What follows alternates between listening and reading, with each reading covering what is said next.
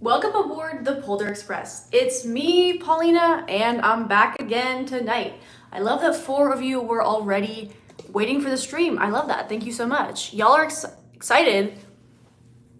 I don't know if you're as excited as me, though, because I'm very excited for tonight's stream because it's Halloween. It's July 25th, I think. It's July 25th, which means it's Halloween. It's time to bring the spooky, scary energy. I love hearing people's true, scary stories and seeing what weird stuff they've been through. Because, I don't really have any. I kind of wish I had some to share, but I kind of don't. If anyone does, let me know. Let me know if you have any, true life spooky stories to share. But to fit in with the theme of Halloween, because for me, it's spooky all year round, I wanted to look like a ghost and try the sheet mask that turns transparent that I was telling you guys about in the stream earlier today, and I think yesterday I mentioned it as well. So this is the Biodance Biocollagen Real Deep Mask. I know there's a few different companies that make the transparent sheet mask. I'm actually collabing with a company that's gonna send me a few. So, but I kind of didn't want to wait for them. And I kind of wanted to try this one to see how it is. So I kind of have an idea. And also, I just think it's gonna be fun. And today I did 2 skincare collab videos. So that was cool. I finished editing those, but that's why I delayed the stream by a little bit because I was finishing editing them, but they came out good. I hope the brands will like it. What was I saying? Okay, so this is like one of those jelly kind of silicone-y rubbery masks, and I've never tried one of those. I've always just had a sheet mask that's like the papery fabric texture. So apparently this one, you leave it on for a few hours. It's supposed to take about 3 to 4 hours before it starts turning clear. But I might leave this one on all night just to try it out. But I might get too annoyed having it on for a few hours and then I'm just gonna wanna rip it off before I go to bed. So we'll see. But my face is very skincare prepped already, like I said, because I did 2 skincare videos today. So I was like, might as well just continue. We'll just try the transparent sheet mask. I'm way too excited about this for no reason. Okay, let me say hi to everyone first. Sorry, I had to do my intro because I was really in the mood. Okay, guys. Okay, what's going on? How long is the live gonna be? JHMB asks. I have no idea until I get tired and want to stop. I do want to take my contacts out first because they are bothering me a little bit. So, and I don't need them. I'm not going anywhere to need to see far distances, so I'm just gonna take them out. And then comes the fun part of putting the transparent sheet mask on. And if the live ends up being 3.5 hours again, like yesterday, then y'all will probably see it transform from white to transparent. So that'll be cool. Let's see. Asmita, hey. Sorry, I know I was 5 minutes late. JHMV says, I just can't wait for the live. Oh my God, I'm so glad you guys were talking in the comments before I came in. Where are you guys from? Okay, USA. USA too, okay. Do this emoji if you're excited. Okay, emoji train. Hey, why do you wear contacts? So, my right eye is prescription. My left eye is not prescription. So this one, technically, I just wear for fun. But this one is prescription, but I only really need contacts or vision correcting things like glasses or contacts to see if I am driving at night because my night vision throws me off. I don't like driving at night. It's too weird for me. I really need my glasses or even the contacts I don't like. Glasses are way better driving at night, but they definitely help. So I have a little bit of prescription in them, but I only need them. I only need glasses or contacts technically when I'm driving at night or when I'm on the couch watching K-dramas and I need to read the subtitles. Pretty much just those 2 reasons. Not much else. Okay, so I think my hands are clean. I think I just washed them a few minutes ago. So just gonna put some contact solution, and I'm gonna take out my right bright blue eyeball first. And you guys can see how I take it out. Hi, Anya. Hi, Claire Bear. Shout out to Claire Bear. Thanks for joining, y'all. Very excited about tonight. It's gonna be fun. I love streaming at night. It's such a different vibe. I'm like so cozy. I just want to like keep talking. So please stay. You're so pretty. Thank you so much. JHMV says I'm happy. Okay, great. Okay, here we go. Here's how I do this. Ready? Because I have long nails, it's very hard. By the way, also, right after I finished the first live today, and I was like, this nail randomly broke and I had to glue it together. This nail somehow disappeared, somewhere disappeared. I don't know where it is. So that means I might be doing nail live stream earlier than Sunday. Probably for sure. Maybe tomorrow. I guess we'll see. But yeah, the gel nail strips usually don't come off. So I don't know what's been going on. I don't know. OMG, so excited. Let's get that enthusiasm going. Do you know what a BBL is? Of course I know what a BBL is. Would I get one and die on the table for it? Absolutely not. Atomic Line says, you're so pretty. Thank you so much. I see some new people coming in. Okay, taking out the blue. So I have learned this is the easiest way to do it with long nails. I have to, where'd it go? I push it to the side a little bit and then I kind of grab it. Did I get it? Oh yeah, there it is. And then it is out. I didn't even feel it coming out of my eyeball. I feel like I usually feel it.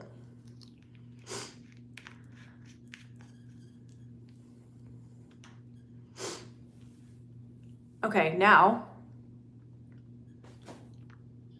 even my actual eye color looks cool with the hazel. I do like it a lot. Dat hair is icy, Lila says. You right. It is icy, okay. Oh, that felt so good. Took out the hazel. Oh, I forgot to put contact solution and forgot to even open the contact holder. Hold on. What hair color do you think would dye your hair next? JHMV, I've been blue, like different shades of blue or purplish blue for 7.5 years now, so I am not changing it anytime soon, that's for sure. The only thing that's changing is I'm finally, after like 8 years, going to start going to someone to bleach my hair because I just can't handle it anymore. Like, I'm not great at it and I need someone else to do it. So I found someone who's gonna do it at a pretty low price, only like $100 to bleach your hair, which is like an unheard of price in LA for hair services. So I really hope she'll do a good job, but a few of my friends have used her and she specializes in blonde and all I need her to do is lift my roots. I'm still gonna dye my hair myself. Look forward to that live stream because that's gonna be chaotic. Me trying to live stream while dyeing my hair and my hands are all covered in blue. That's gonna be interesting. Okay, my eyeballs are out. I'm feeling good. Maybe I'll put an eye drop in just to kind of refresh them a little bit.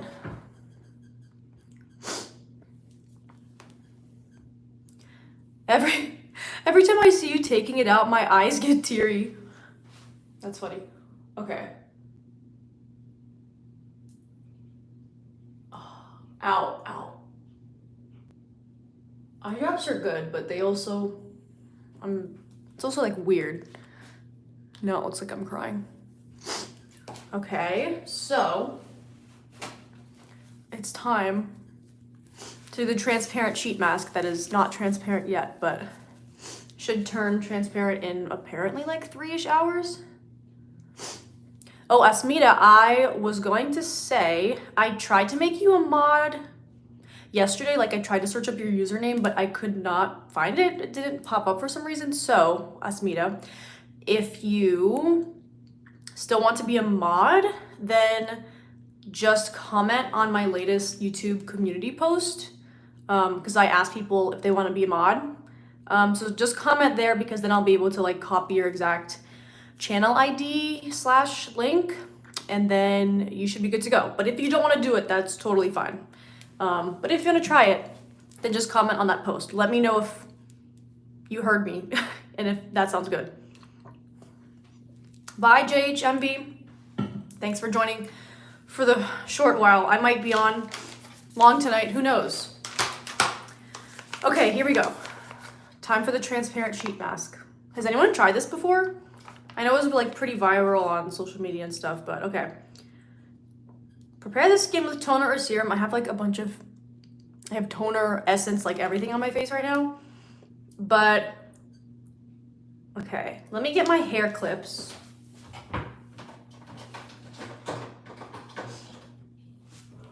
Don't want to mess up my haircut, hairstyled hair. So we'll do the Cinnamoroll clips, my fave. Graham says people are wild tonight. Okay, well, I'm so glad I have at least 2 mods so far to handle that. So thank you guys, I really appreciate it. Okay, is that holding it back? Okay. Hi, Judy. That's okay, JHMV. The best part about the lives on YouTube, that's why I like live streaming on YouTube, is because you can watch them later if you missed it. I know some people turn off that setting, but I'm like, you should let your audience watch your live streams if they weren't able to watch it live. You should let them watch it. Some people have that setting turned off, and I think that's kind of weird. So that setting is turned on for me. Someone asked a very concerning question, and I'm still recovering. Okay, Graham, thank you, because I didn't see it. Don't tell me what it was. Okay, here we go.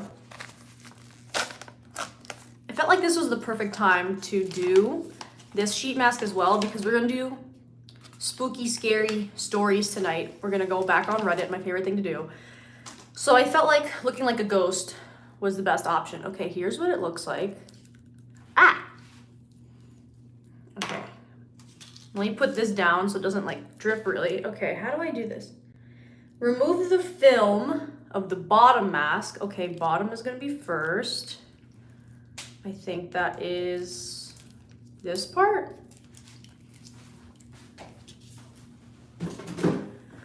Okay, here's the bottom mask. Remove the film. Wait.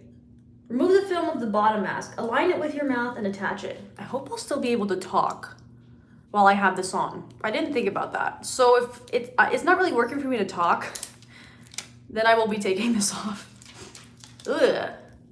Oh, this feels, I don't like how this feels. I will say that. It's like really messy too. I know it's gonna be good, but yeah, I do not like how this feels.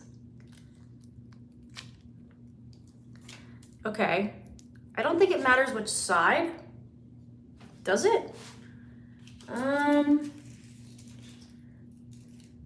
No, it doesn't say. I hope it doesn't matter. Okay. Why is the mouth hole so big? Wait, why can I not do this?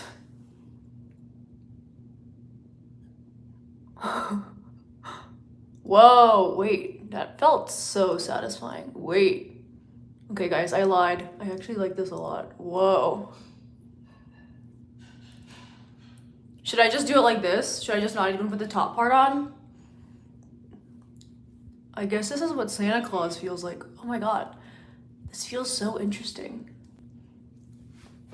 I do like how it feels. I think I should just watch this for a few more minutes. I totally agree, JHMV. Just a few more minutes. Is it sticky? No, it's not sticky. I'm just afraid that it might come off if I'm talking, but kind of looks like I have cow udders. It's like you can milk me. Imagine these are like cow nipples and you're milking it like that. What's that mask do? I don't know, some collagen stuff. I don't really know what I'm doing this mask, so everyone take a good look. I know I don't have it all on yet. Everyone take a good look. This mask starts white. I'm putting the top half on now, but in a few hours, it will turn clear. I know some of you guys can't believe that, neither can I. Don't know how it works, don't know the science behind it, but the Korean skincare experts know what they're doing, and I don't question it. I don't have to get up early tomorrow, so I'm staying the whole stream. Woohoo! Okay, it kind of looks like you have a beard. Yeah, for sure. Where does this go? Ooh. This is... This is way more satisfying than I expected. Oh, just breathe that in. This needs to be higher. I bet you guys didn't expect for me to look like this tonight, but I hope you know that I'm gonna be looking like this for the next few hours, so get used to it. It's not that, I don't even feel like there's that much product on it, which is kind of good. You know what? What is this nose flap? Like, what is that?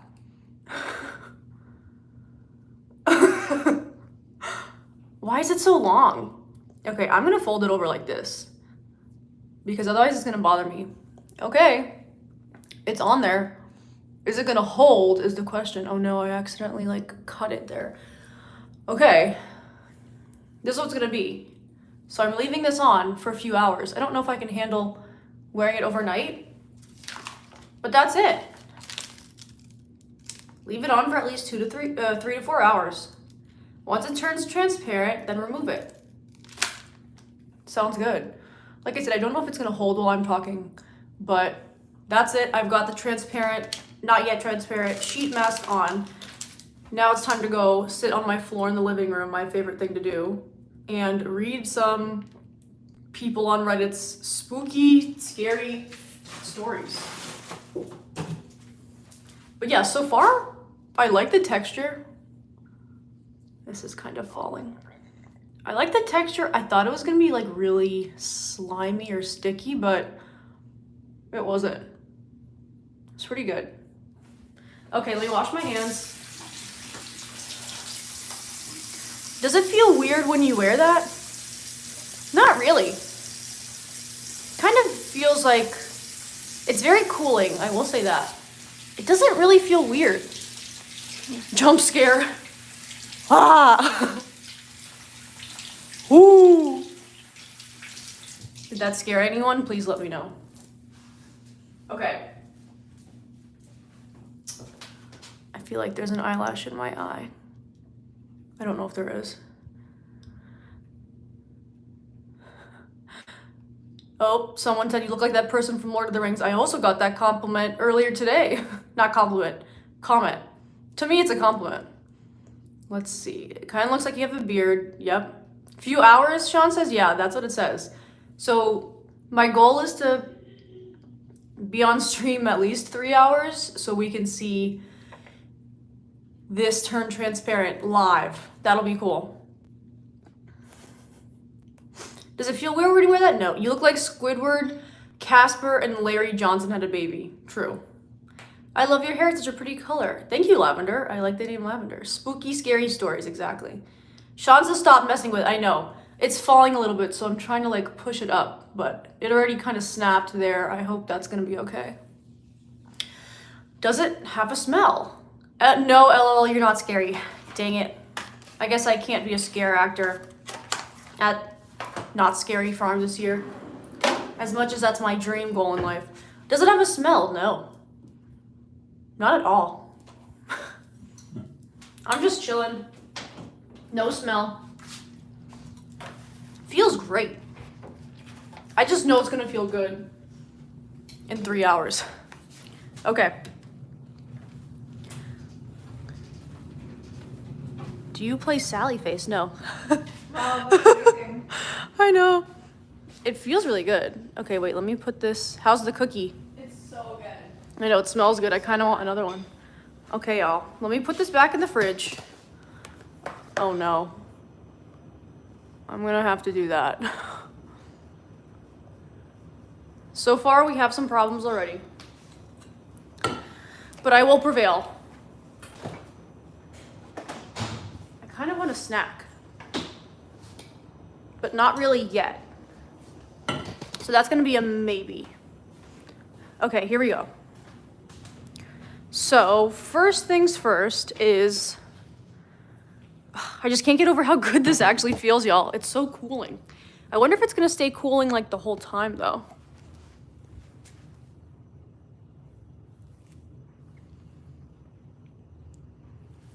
Is your favorite season fall? Because you said you were gonna read scary stories on Reddit and Halloween is in fall. Yeah, I would say my favorite season is fall. My birthday's in the fall. I love Halloween, scary stuff.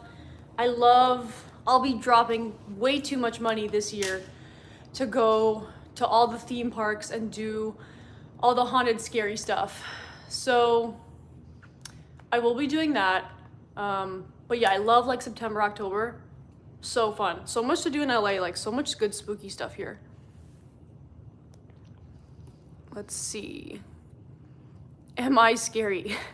Okay, guys. So before I open my computer, I wanted to put on some copyright-free, scary music.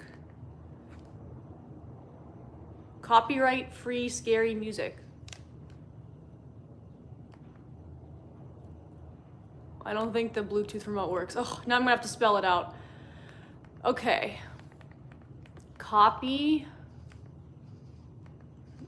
Hard for me to see with my contacts out. Copyright, free music, scary.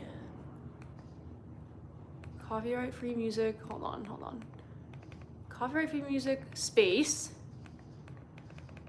scary. Ooh, suspense? Maybe let's see what happens when I do scary. Oh no. It's like horror music. Wait, look. It's giving me like horror options. I don't want that. I don't want to be too freaked out. So I'll try suspense. I feel like that'll just be a little unsettling and that will be good. Okay, let's try suspense. Let's see what it says.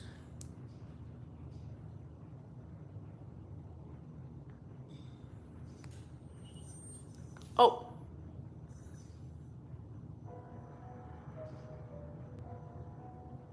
Ooh. This one's giving unsolved mysteries. Can you guys hear it? Let me know if you can hear the music.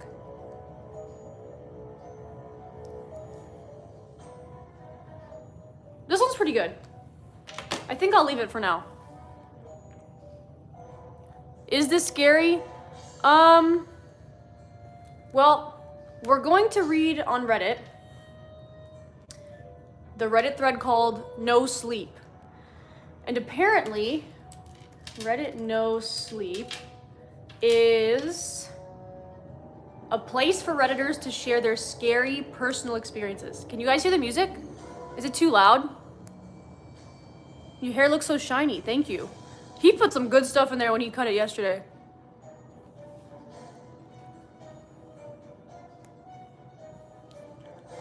Is that it? Wait a second. Oh, it's like a playlist. So I think another song is gonna play next. No music is perfect. Ask me, you don't want the scary, suspenseful music? I'm keeping the music, y'all. You're so pretty. Thank you, Carol. Even with this mask on, you think I'm pretty? Oh. There's like visual effects going on. Whoa. Some random robots doing some suspenseful stuff. Okay, guys, so we're gonna do Reddit No Sleep, which has 18 million plus followers. So it's a lot, but I was already like browsing through. So right now I organized it by hot because I saw one that looked really good. Oh, I'm turning this down a little bit. So we're gonna go through them, and please live comment with me as I'm going through these. Tell me your thoughts, your feelings, has whatever I'm saying, has it happened to you or whatever? Let me know. Oh, Asmina says, no, I don't mean that. I was answering your question about the music. Oh, got it. No. Oh, like, no, the music is perfect. Okay, got it. I meant the music was perfect, so don't change it. Okay, I put it down one a little bit, because otherwise I'm getting a little sidetracked. Okay. So, this one I just saw the title of, and I got scared. So I think we're going to start with this one. Yeah, Asmita's been here for a ton of streams. So Asmita, if you want to be a mod, just in case, don't forget, comment on my last community post, and then I will add you later. Okay, guys. Here we go. Suspenseful music has been activated. The subject of this one, oh God. I'm sorry, guys. I can't read this. This one, actually, is this real? Wait, these are real stories. No Sleep is a place for Redditors to share their scary personal experiences. But this is so long, it looks like a novel.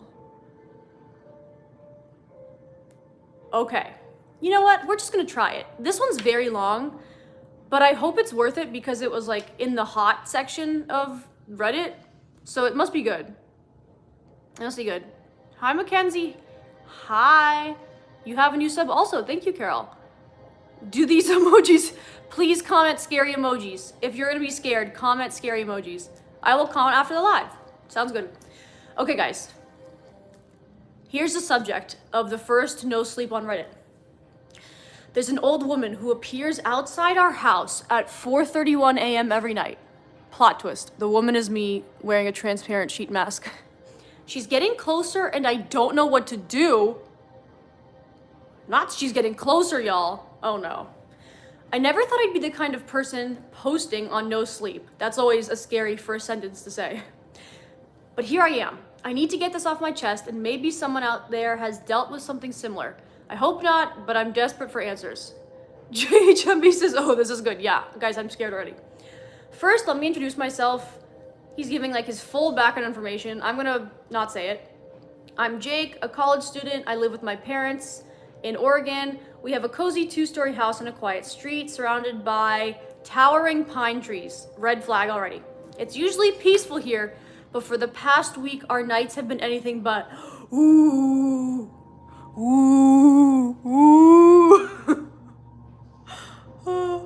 This side is like falling down.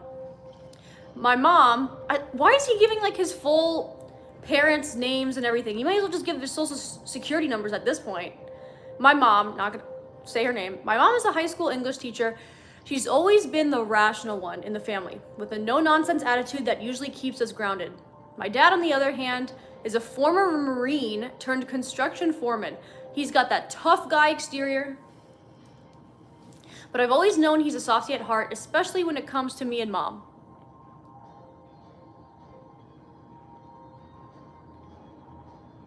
I'm gonna leave after 2 stories. Kitty corn, I don't even know how long it's gonna take to get through 1. Do I need to put on my scary videos, I think, on my TV so I can still sleep? Ooh. Yeah, I think you guys should also put on some suspenseful music. Okay. Let's see. It all started last Tuesday. I was up late, studying for a biology exam, my eyes burning from staring at my textbook for hours. This guy's a good writer. I glanced at my phone, 4:30 a.m.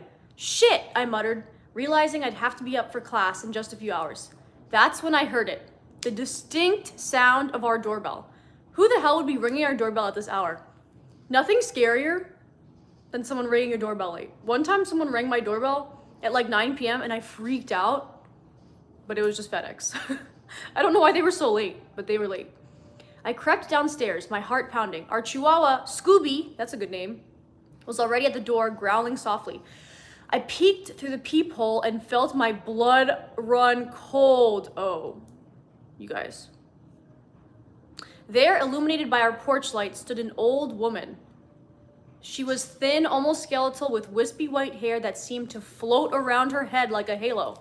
Her skin was pale and wrinkled. Literally me right now. Guys, I think this story might be about me. Am I the person that's outside of his door at 4:30 a.m.? Ringing the doorbell? Her skin was pale and wrinkled, hanging loosely on her face. See this pale and wrinkly old skin? It's me. He's talking about me. But it was her eyes that really freaked me out. They were completely black, like two empty voids staring straight at me. I should have put some black contacts in. I don't have them, but I should. I'm getting chills. I'm scared. Jake, what's going on? Mom's voice made me jump. She'd come downstairs, rubbing sleep from her eyes. There's ... There's an old woman outside, I stammered. Mom frowned and gently nudged me aside to look for herself. I'll put this up a little bit. Mom frowned and gently nudged me aside to look for herself. Her sharp intake of breath told me she saw the old woman too. Dad appeared moments later, his Marine training evident in his alert stance despite being woken up. Okay, I'm watching SpongeBob. Not that kitty corner. We're supposed to be watching spooky stuff. Watch like a SpongeBob Halloween episode. I'll allow that. Not fish dog. Ooh, spooky ghosts. Okay. Should we ... Should we open the door? I asked hesitantly. Mom shook her head. No, absolutely not. We don't know who she is or what she wants at this hour. Her teacher instincts kicked in immediately. We need to document this, she said, grabbing a notebook to jot down every detail. Notebook? Where's your phone? So far, this sounds like a fake story, you guys. I don't know, but we'll see. Also, why is this kid suggesting that they open a door? Did your parents not teach you stranger danger? Especially like 4:30 a.m.? Why would you even suggest to open the door? I don't know. Dad, meanwhile, went into full protection mode, checking every window and door lock twice. Good idea. I'm calling the police, he said. Also good idea. While Mom dialed, I kept watch through the peephole. The old woman remained motionless, her arms hanging limply at her sides. It was like she was a statue, except for those black eyes. I wish my eyes were scary right now. Are my eyes scaring you? Do I look like the old woman outside the guy's door? Would you... If you saw me outside your door at 4:30 a.m., would you answer the door? Yes or no? Let me make a poll for that. If you saw me in this mask outside your door at 4:30 a.m., would you open?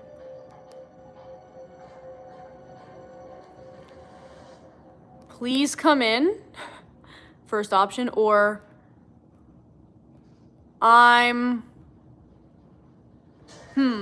what's another good option? Please come in, what's like an extreme opposite? Or, why am I blanking? I'm trying to think of something funny as a second option. Please come in, or I'm gonna throw a hammer at you.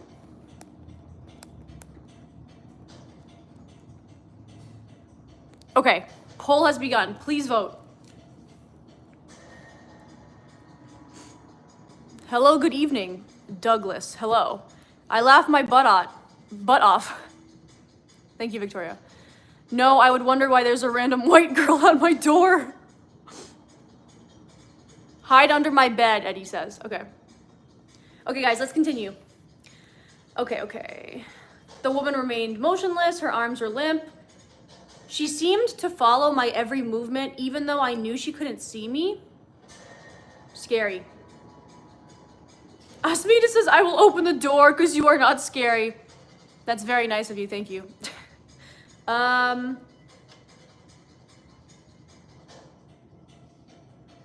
Wait, do I know it's... Oh, Graham says, do I know it's you at the door? I think is what you're trying to say. Do I know it's you, or are you just a random stranger, not a YouTuber? If Polder Express YouTuber showed up at your door looking like this at 4 a.m., would you open the door? That's question one. Question two, if Polder Express showed up at your door like this, but had the black contacts in, would you open the door that time? Answer both questions. Graham, Is it me, or am I a random stranger, not a YouTuber? I'm a random stranger, Graham. That's the answer. So take the poll with that in mind. I'm gonna go after this story. Okay, Kitty. Asmita, stop. Don't open doors for strangers. Nah, any YouTuber is a stranger. JHMV, can I be a mod? Yes, just comment on my community post that I posted earlier today at like 12 p.m. or something.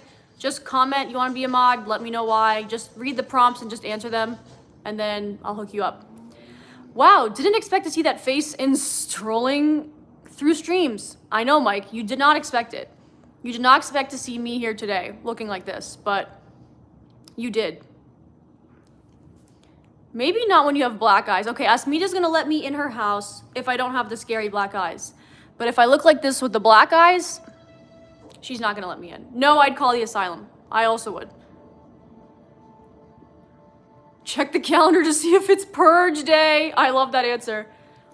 BRB. Okay, going back, guys. We're not even close to the end. The police arrived about 15 minutes later. As soon as their car pulled up, the old woman turned and walked away, disappearing into the shadows of our street. No. I don't like that. The officers took our statement, but there wasn't much they could do. No laws had been broken, true, and the woman was gone. They promised to keep an eye out during their patrols and left. We all went back to bed, but I couldn't sleep. Every time I closed my eyes, I saw that old woman's face, those black, empty eyes. The next night, I made sure to be in bed early, but at exactly 4:31 a.m., I woke up to Scooby's frantic barking. My stomach dropped as I realized what it must mean. Sure enough, there was the old woman again. There she was. It's me. Guys, pretend like I'm the old woman in the story, okay? It's gonna make it feel even more realistic and scary. Sure enough, there she was again. This time, she was a few steps closer to our front door. Dun, dun, dun. Some people have sleep streams. It's so weird. Gladys, to be honest with you, I was lying in bed last night being like, should I do a sleep stream? I know it's so weird. I'm not gonna do it, but I couldn't fall asleep last night and I seriously had that thought. Old woman with blue hair. You know what? There's a lot of old ladies with like the purpley hair. I think it's because they leave the purple shampoo in too long. I saw one yesterday at H Mart. It was like very purple. So that's gonna be me. Be like, ma'am, you need to stop escaping the old folks' home. Exactly. Exactly. Okay, so what happened? We called the police again, but by the time they arrived, she was gone. This pattern repeated for the next 5 nights, guys. Each time the old woman appeared at exactly 4:31 a.m. and each time she was a little bit closer to our house. That is crazy. It's exactly the same time. That's the part that kind of freaks me out the most. She was a little bit closer each time. That's also freaky. Damn. Okay. We called the police again. Oh no, okay, I said that. As the nightly visits continued, I watched my parents struggling to cope. I would too. Mom threw herself into research, spending hours online looking for similar cases or local legends. There has to be a logical explanation, she would say, surrounded by stacks of printouts. Dad focused on fortifying the house. He installed new locks, motion sensor lights, and even talked about getting a security system. I could hear them arguing in hushed tones late at night. Mom wanted to go to the media, thinking publicity might help. Someone out there must know something, she insisted. But Dad was against it. You want us to be the crazy family on the evening news, he said. The tension between them was palpable, and it scared me almost as much as the old woman. Okay. Bye, Gladys. Thanks for joining. I would call the asylum. I love that. Okay. This is like, I feel like it's coming off. Should be okay. Let's see. Oh no. Oh no. Last night was the worst so far. She was right at the bottom of our porch steps, her face turned up towards my bedroom window. I swear, even though it was dark and she was far away, I could see a faint smile on her lips. I don't know what to do. The police have stopped responding to our calls. They think we're pulling some kind of prank. My parents are at their wits' end, torn between their fear and their need to protect me. My hairs are turning white one by one. Once they turn all white, I won't need to bleach it and can color it. Hey, London, I remember you. Kala, you're back too. Okay. So many familiar faces in the stream tonight. Y'all are down for a spooky no sleep session / transparent sheet mask. I love that. Okay, so where was I?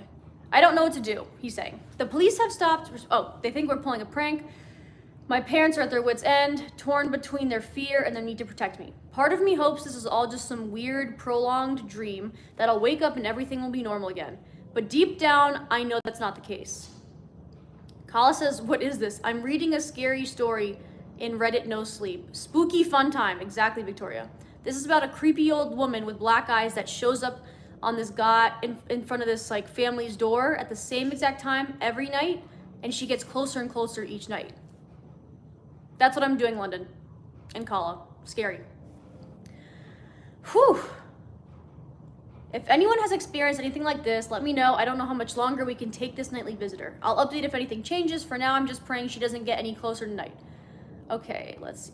Oh no, he said, thanks for all the responses to my last post. I wish I had better news, but things have only gotten worse. Much worse.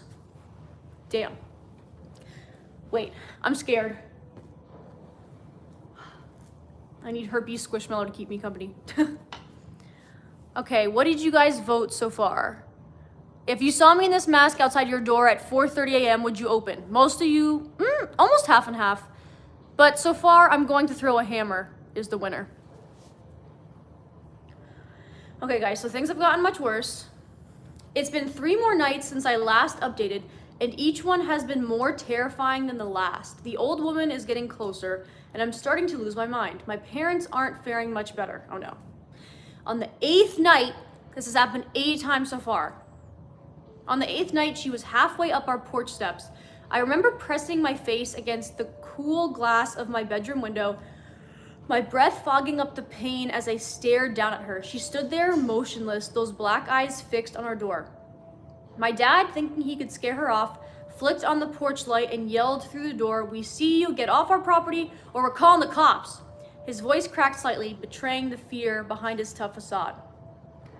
The moment the words left his mouth, the old woman's head snapped up. Dude. Ready? Boom! Her eyes locking onto my window. Boom! It's me. A chill ran down my spine as a grin spread across her face, revealing rows of yellowed, pointed teeth. Ooh, I don't like that. Herpes squishmallow, yep. Bye, London. When are you doing one next? Probably tomorrow, not sure what time yet. I will watch a horror movie instead of reading.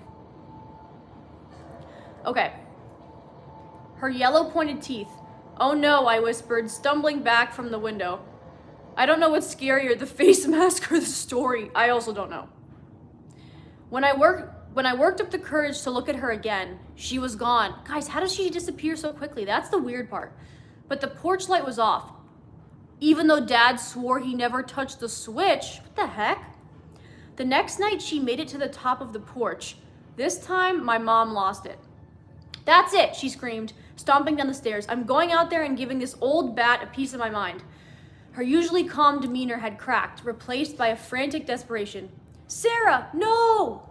Dad yelled, but she was already yanking the door open. The old woman stood there, her face inches from my mom. Oh my God, scary. For a moment, they just stared at each other. Then my mom let out a blood-curdling scream and slammed the door shut. She collapsed against the door, sobbing. Her eyes, she kept saying. Oh God, her eyes. Dad wrapped his arms around her, his own eyes wide with shock. I've never seen my mother so shaken, and it terrified me more than anything else had so far. We spent the rest of the night huddled in the living room, jumping at every creak and groan of our old house. When morning came, we found deep scratch marks on the outside of her front door.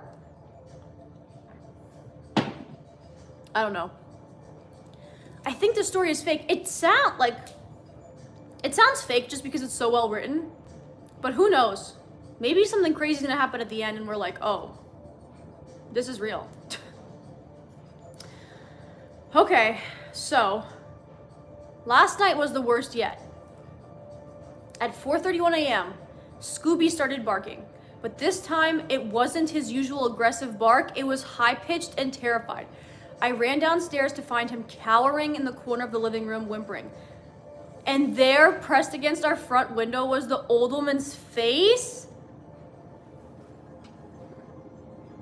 Imagine I'm like this against your front window, and your dog is barking and terrified. What would you do? Is it a ghost or a creature? I don't know, Kala. I don't know yet. Scary. Her skin looked even more deteriorated up close, hanging off her cheekbones in gray, rotting strips. There is Sorry, I gotta go. That's okay. Can you make cheesy ramen one day? No, I don't like cheesy ramen. But I also don't like cup ramen. Yeah, unfortunately not. Okay, so. Her mouth was open in a silent, revealing a black void where her tongue should have been. But her eyes, oh no, her eyes, they were like bottomless pits, and as I stared into them, I felt like I was falling. Her mouth was open in a silent scream. I'm gonna recreate that for you.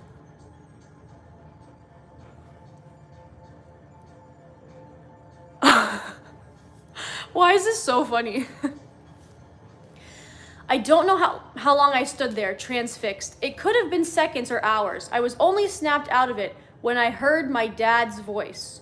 Jake, snap out of it, son. He shook me roughly, his face pale with worry. Hold on, let me answer. Can't answer phone right now. I'm on live stream. My dad tried to call me, but I'm telling him I can't talk. I already talked to him earlier today, so it's fine.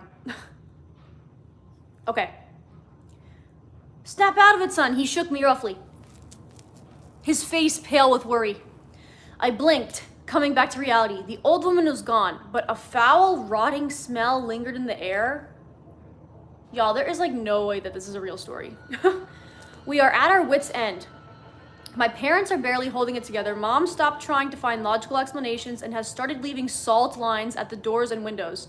Dad's talking about calling in favors from his old Marine buddies, convinced that we're under some kind of attack. I've been researching nonstop, trying to find any similar cases or local legends that might explain what's happening. I've come up empty. The only lead I have is from an old newspaper article I found from the 1950s. It mentioned a widow carver who lived in a cabin in the woods near our neighborhood. Okay, pause. First of all, you couldn't give me a free house in the cabin you couldn't give me a free house that's a cabin in the woods. I would not live there. Absolutely not. Don't want it. Don't want it. Wait, I saw this story earlier today. You won't like the ending. Don't tell me anymore, Graham. I don't want to know. No spoilers. No spoilers. Okay, so the widow carver lived in a cabin in the woods near our neighborhood. Apparently, she was accused of witchcraft and driven out of town. The article said she vowed revenge on the townspeople and their descendants before disappearing into the forest. Okay. It's probably nothing, just my desperate mind grasping at straws. But at this point, I'll take any explanation, no matter how far-fetched. I don't know what tonight will bring, but I'm dreading 4:31 a.m. The old woman has made it to our window. The next step is inside our house. I'll update again tomorrow if I can. If you don't hear from me, well, I don't want to think about that. Wish us luck, no sleep. I'll have a feeling we're going to need it. Okay, update. I'm writing this with shaking hands, trying to make sense of what happened last night. I don't know if I'm going crazy or if something truly evil has invaded our lives. Either way, I'm terrified. Damn. Yesterday evening, my parents and I tried to prepare for the old woman's nightly visit.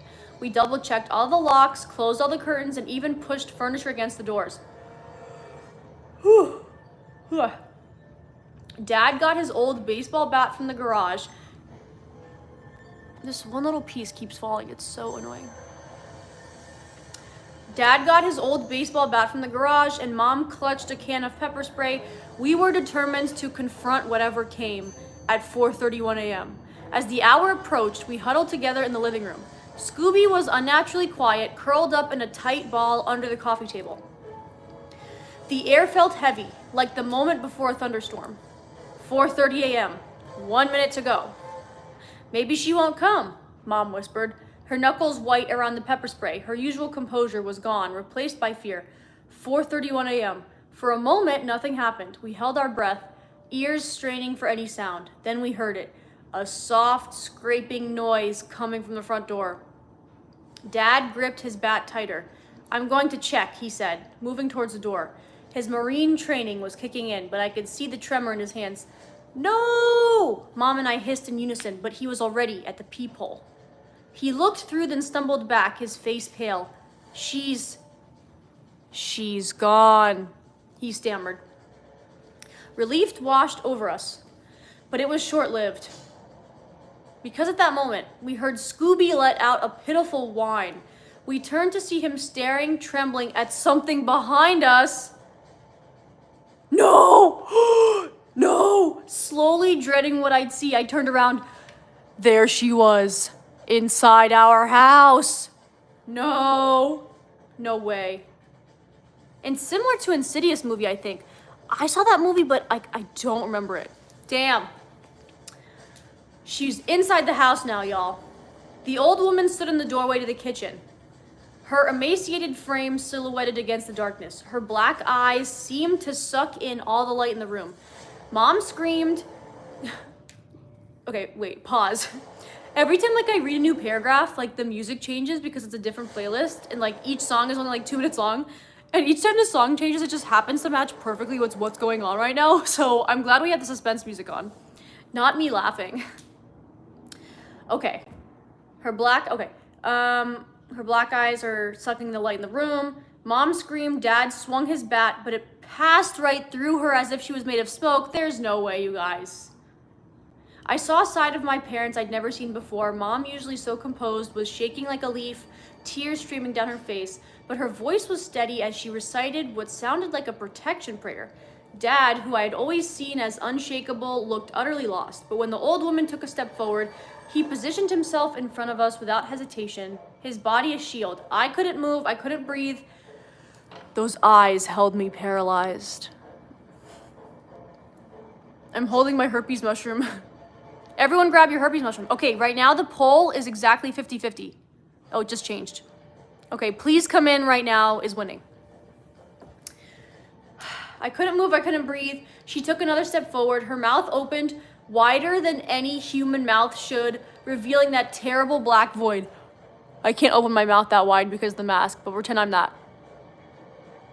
Pretend I'm her. Bro, I would just stand there and stare at you because I would be really confused. That's great, Wyatt. I love that. Just as she reached out a skeletal hand towards me.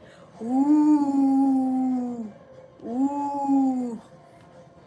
Did you feel that? Was that like a 3D movie? Did that feel real? Scooby burst from under the table. He launched himself at the old woman, barking furiously. The moment he touched her, there was a blinding flash of light and a sound like a thunderclap. Boom! Boom! When my vision cleared, both Scooby and the old woman were gone. We spent the rest of the night searching the house, calling for Scooby, but found nothing. No sign of the old woman. No sign of our dog. It was as if they had never existed. When dawn finally broke, we were exhausted and confused.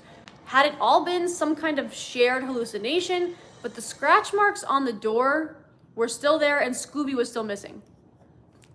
Kala, you think it's not so scary of a story? This is a scary story. If this is true, I would be so scared. Zoinks is right, y'all. Zoinks is right. Oh wait, what happened? What happened? Mom's irrational facade finally cracked. She spent hours calling animal shelters and tacking up missing dog posters, her voice breaking every time she had to describe Scooby. So the creepy old woman with the black eyes, she stole the dog, I guess? I'm scared if I call it a fake story, she's gonna come over. That's so funny. What's a zoinks? Zoinks is what is what Shaggy says to Scooby in Scooby-Doo. I just realized that was a Scooby-Doo reference because the dog's name is Scooby. Extra bonus points for you, Wyatt. That was an amazing joke.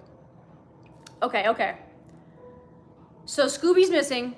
Dad, who had always rolled his eyes at Scooby's yapping, now wandered the house at night, whistling for him and leaving his favorite treats in every room.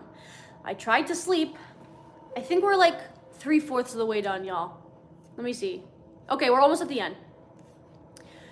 Where is it? I tried to sleep, but when I did, the nightmares came. In my dreams, I was in a dark, misty forest. I could hear Scooby barking in the distance, but every time I moved towards the sound, it got further away. And always, just at the edge of my vision, I could see the old woman watching and waiting. I woke up gasping for air, my face wet with tears. That's when I noticed it, a faint whispering in the room. Oh no, not the faint whispering in the room, you guys. It's just getting scarier and scarier. Words in a language I did not understand, barely audible, but definitely there. And something else. A light touch on my face. Like fingers gently caressing my cheek. Let me recreate that. If that's true, absolutely horrifying. Imagine me coming into your room. In the middle of the night, I'm whispering words in a language you don't understand. And then I start touching your face and lightly touching your cheek. What would you do? What would you do? I'm scared. I scrambled out of bed and ran downstairs. The living room looked like a scene from a horror movie. Every single flower in the vases, the one Mom had put out to brighten the mood, was rotting, not just wilted, but actually decomposing, giving off a sickly, sweet smell that made my stomach churn. Mom and Dad were in the kitchen, both looking as shell-shocked as I felt. Did you hear? ... I began, but they just nodded silently. The tension that had been building between them seemed to have evaporated, replaced by a shared sense of dread. We are at a loss. The old woman did not appear at 4:31 a.m. like she had been, but somehow this feels worse. It's like she's everywhere now, invisible but present, waiting. I am waiting for you. Scooby is still missing. Oh no. Scooby is still missing. The police have been of no help. They think he just ran away in the night. They don't believe our story about the old woman. To be honest, I'm starting to doubt it myself. But then I look at the rotting flowers, I remember the whispering, the phantom touch on my face, and I know it was real. I found something else too. Jinkies, yeah, exactly. I found something else too, something that chills me to the bone. Remember that old newspaper article I mentioned about Widow Carver? I dug deeper and found her full name. Eliza Carver. I also found her death certificate. She died on May 17th at 4:31 a.m., you guys. And it says today is May 17th, so I guess this was 2 months ago. You are missing out on a scary story, Gracie. I showed the death certificate to my parents. Mom's face went ashen, while Dad's jaw clenched so tight I could hear his teeth grinding. This can't be a coincidence, Mom whispered, her voice trembling. She had abandoned all pretense of rational explanations now. What if she's come back for revenge? Dad shook his head, but I could see the doubt in his eyes. That's impossible, he muttered, but there was no conviction in his voice. As night fell, the atmosphere in the house became suffocating. We tried to go about our normal routines, but every creak, every shadow sent us into a panic. Mom kept checking and rechecking the salt lines she'd laid down, muttering protection prayers under her breath. Dad paced restlessly, his old service pistol now holstered at his hip. I don't know what's going to happen tonight. Part of me wants to run to get as far away from this house as possible, but another part of me knows it won't make a difference. Whatever this is, wherever it came from, it's attached to us now. As I write this, it's 11:45 p.m., less than 5 hours until 4:31. Mom and Dad are in the living room, holding hands and talking in low voices. I can see the love between them, strengthened by this shared ordeal. Whatever happens tonight, we'll face it as a family. If you're reading this, please be careful of who or what you let into your life. Some doors, once opened, can never be closed again. I'll update if I can, but if you don't hear from me again, well, at least you'll know why. Okay, guys, there's like 2 paragraphs left. Spider-Man, hey. What are you doing, Spider-Man? I'm at the end of a scary story of this creepy woman with black eyes showing up at this family's house at the same time every night, and slowly each night she gets closer and closer to the house, and then like eventually she's in the house. Apparently this is a real story, but it sounds like a made-up story. But I don't know, we're about to get to the ending, so you came in at a good time. Same, Sean, same thing. Why is she taking revenge on this family? Did she die because of them? No, I don't know why. Good question. Okay, update 3:17 a.m. Something's wrong, very wrong. The house has gone completely silent, not just quiet, silent. I can't hear the hum of the refrigerator or the ticking of the clock in the hallway. It's like all sound has been sucked out of the world. Also worst nightmare, scary. That's scary. Whew, okay. I tried to go downstairs to check on my parents, but my bedroom door won't open. It's not locked, the handle turns, but it's like there's a solid wall on the other side. The air feels thick, almost syrupy. It's hard to breathe and it's cold, so cold. I can hear whispers now. They're coming from everywhere and nowhere at once. I can't make out the words, but they sound angry. There's something moving in the shadows of my room. I can't quite see it, but I know it's there, watching, waiting. Goodbye, no sleep. That's the end of the story. What's wrong with your face? I'm wearing a sheet mask that's going to turn transparent. Mackenzie's back. Creepy ghost lady needs to take a chill pill. Yeah, she needs to be in therapy. Like, this family didn't do anything to her. They were probably not even alive when she was alive. I love your blue hair, thank you. Mia, hi. Okay guys, that's the end of the story. That was scary, but there's absolutely no way that's real. It was written too good. Like, the grammar, the punctuation, like everything was so good. They definitely used Grammarly. But it was like too good. It just sounded too much like a novel. Bye, kitty. Your face is solo white. Yes, I'm wearing a sheet mask. I'm waiting for it to turn transparent, but it's probably not going to do that for another 2 hours. What does everyone think? Do you think this is real? There's no way. Okay, I'm reading the comments. Someone said, I wonder why until this year to come instead of on May 17th before. Oh, never mind, I realized it's the 20th anniversary of her death. Okay. Very captivating. Scooby, keep barking, buddy. Find your way home, safe and sound. Oop, get you and your parents out of there. Okay, that's about it for the comments. I'm telling you guys, there's absolutely no way that this is real. There's no way. There's no way. Left us hanging, wanted more. Of course, me too. Yeah. I don't know how I feel about that. I don't think it's real, but it's kind of scary. Yeah, I also don't think it's real, but it is kind of scary. Well, that's it. That was the first one. That was fun. Let's see what else. Oh, this one sounds like it's gonna be good. Is this one long too? Oh God. They are all very long, so. This one sounds, I think this one's gonna be good. This one's called, There's a forest near our town where people go missing. My daughter came back, but she's not the same. That one might be good. Let me see what else might be good.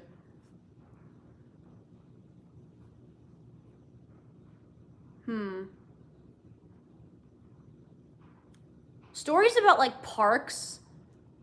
Something about like parks freak me out. I don't want to read a park story.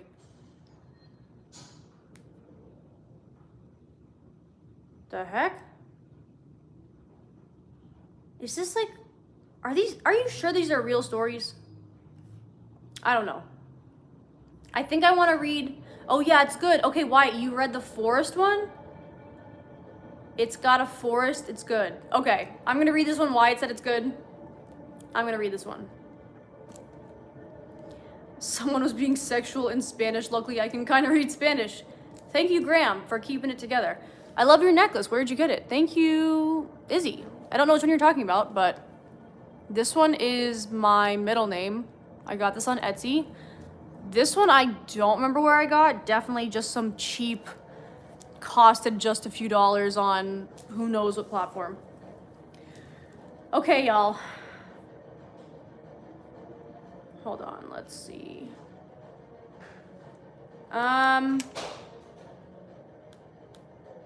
What was I doing? Oh yeah, I need to use the bathroom. So let me do that before I start the next story. But before I do that, oh wait, my friend just went to the bathroom. So we'll see if I can go in there. But, I'm just gonna make a note that says BRB going to bathroom, so y'all know. But I'm not gonna put that on the screen until my friend comes out of the bathroom. Okay. I kind of don't want to start it yet. I want to wait till I use the bathroom, but I don't know if she's gonna be in there for a while or what. Are you quirky? I don't know. Sure, maybe. Okay, I'm gonna end the last poll. I kind of need to start a new poll with this new forest story. What should the poll question be? I don't know, but I will. Oh no, this hair just got stuck under my nail. Please look at this. How did that happen? How did that happen? Oh no. So I fear I'm gonna have to do nail changing live stream tomorrow instead of Sunday because I'm having a bunch of problems randomly. And now this piece of hair is stuck under my nail and it's not even my hair. This is my cousin's hair. Now I'm really grossed out. I can't fix it. Oh, I almost got it out. I hate this. Like, that was so random. Why did that happen? I guess this nail is almost coming off kind of, and that's how the hair got stuck under there. But now, like, I can't even get that little piece out. Okay. This is as good as it's gonna get. You see the black hair? It's stuck under my nail. So that's just what it's gonna be. Okay, I'm gonna go to the bathroom in the meantime.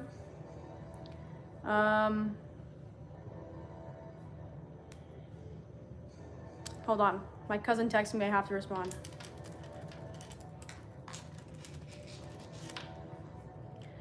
Okay, what was I doing? Okay, so I'm gonna go to the bathroom. I'm gonna turn the screen around so you guys know what's going on. But I will be back and we will talk about the forest story.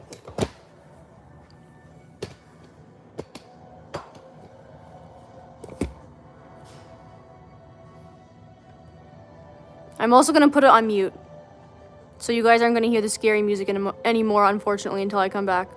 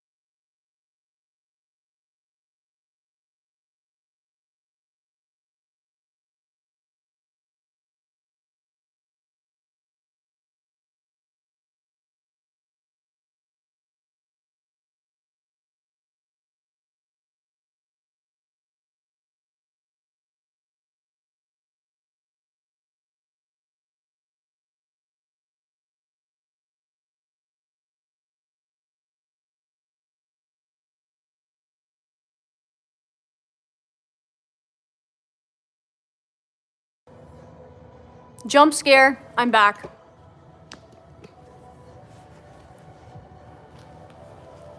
Okay, so it has been, oh wait, need herpes mushroom back. It has been like pretty much an hour since I put the sheet mask on. And it looks starting to get a little bit clear. You can kind of tell the difference.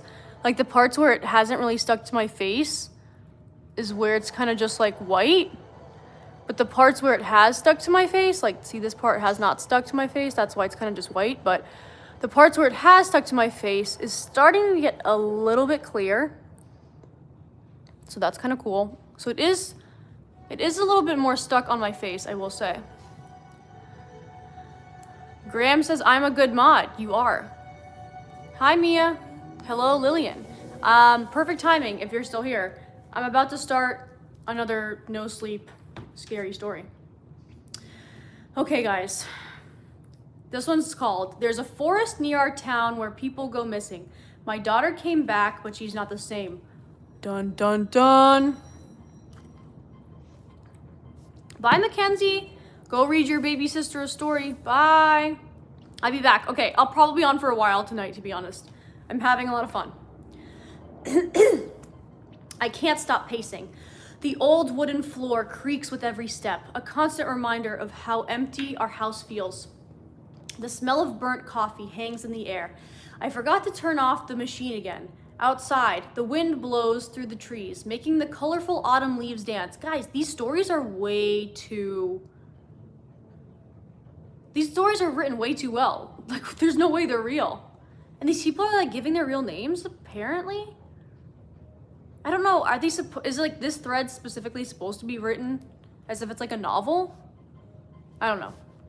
Hi, Miranda, I love your hair, thank you. Oh, sounds good, Asmita.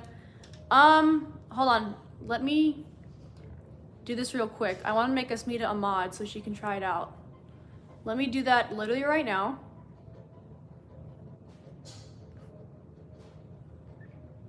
Okay, Asmita, you're good to go. You are now a moderator for the Polder Express live streams. Okay, guys.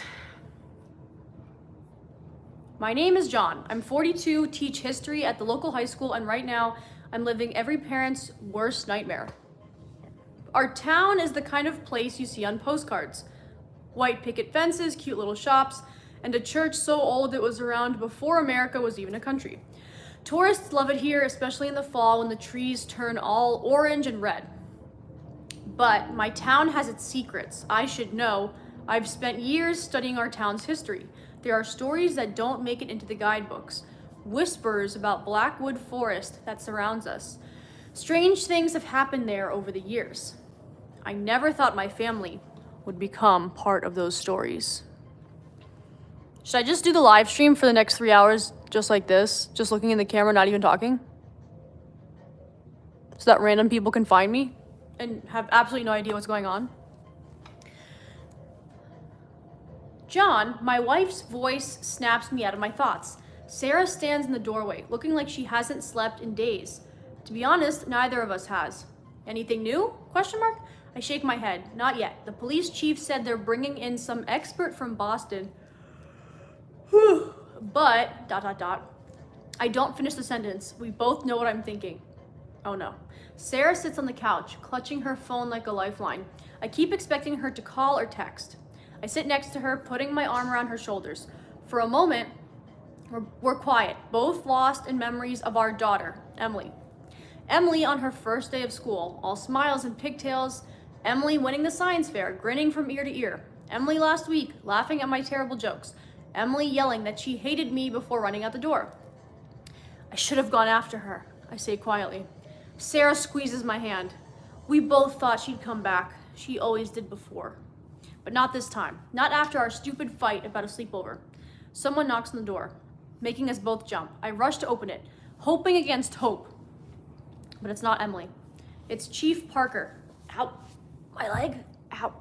It's Chief Parker, looking worried. John, Sarah, can I come in? We need to talk. In the kitchen, Sarah makes fresh coffee while I sit across from the chief. What's going on, Dave? I ask. Did you find something? He sighs, taking off his hat. Not exactly, but something's happened. You're not gonna like it. Sarah sets down 3 coffee mugs, her hands shaking a little. Just tell us. We've had to stop the search parties in the forest, he says. What? Why? I'm on my feet before I know it. Chief Parker holds up a hand. Please, sit down. There's more. I sit, feeling like the room is spinning. Sarah grabs my hand under the table. 3 of our volunteers have gone missing, the chief continues, just vanished like Emily. My mouth goes dry. That's ... That's not possible. But even as I say it, I remember the old stories I've read, the ones about people disappearing in the Blackwood Forest. There's something else, Chief Parker says, his voice low. Something strange happened last night. We found someone wandering at the edge of town, someone who went missing a long time ago. A chill runs down my spine. I think about the stories I've researched about people coming back different. Suddenly, I feel dizzy. The kitchen seems to blur around me. For a split second, I think I hear Emily's voice, far away but clear. Daddy, where are you? Then everything snaps back to normal. The chief and Sarah are looking at me, worried. Are you okay? Sarah asks. I nod, but I'm not okay. Because in that weird moment, I saw something. A dark cave, and Emily was there, smiling. But something wasn't right about her eyes. Oh no. We need to go back to the forest, I say, my voice shaky but determined. Now. Because whatever's happening in Blackwood Forest, whatever took my daughter, I have a feeling it's not over yet. Okay, I'm getting a little freaked out by this. Don't know what's gonna happen. Probably like only a fourth of the way through. Wyatt, if you're still online, tell me. You said it was good, I think. Is this a good story? Like, is there a good ending? Is this even real? The no sleep? Because they don't seem like real stories. And I kind of wanted real stories. So maybe I'll try a different thread, different Reddit forum after this one. Because these seem kind of fake. TBH. Lillian says your hair is such a pretty color. Thank you. I got a haircut yesterday. Let's see. Wait, we need to go back to the forest. Okay. Because whatever's happening in the forest, I have a feeling it's not over yet. The drive to Blackwood Forest is tense. Sarah sits beside me, her knuckles white as she grips the door handle. Hi, dog girl. Chief Parker follows in his cruiser, lights flashing, but sirens off. The last thing we need is to draw more attention. As we near the forest's edge, I spot something moving in the shadows. I slam on the brakes, causing Sarah to lurch forward. John, what's going on? She starts, but then she sees it too. A figure stands at the tree line, unnaturally still. I'm the figure. It's a man, or what used to be a man. His skin is pale, almost translucent in the fading light.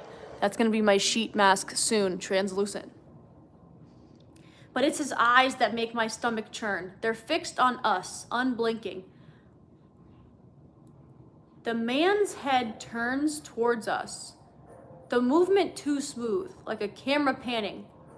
Doom! Jump scare.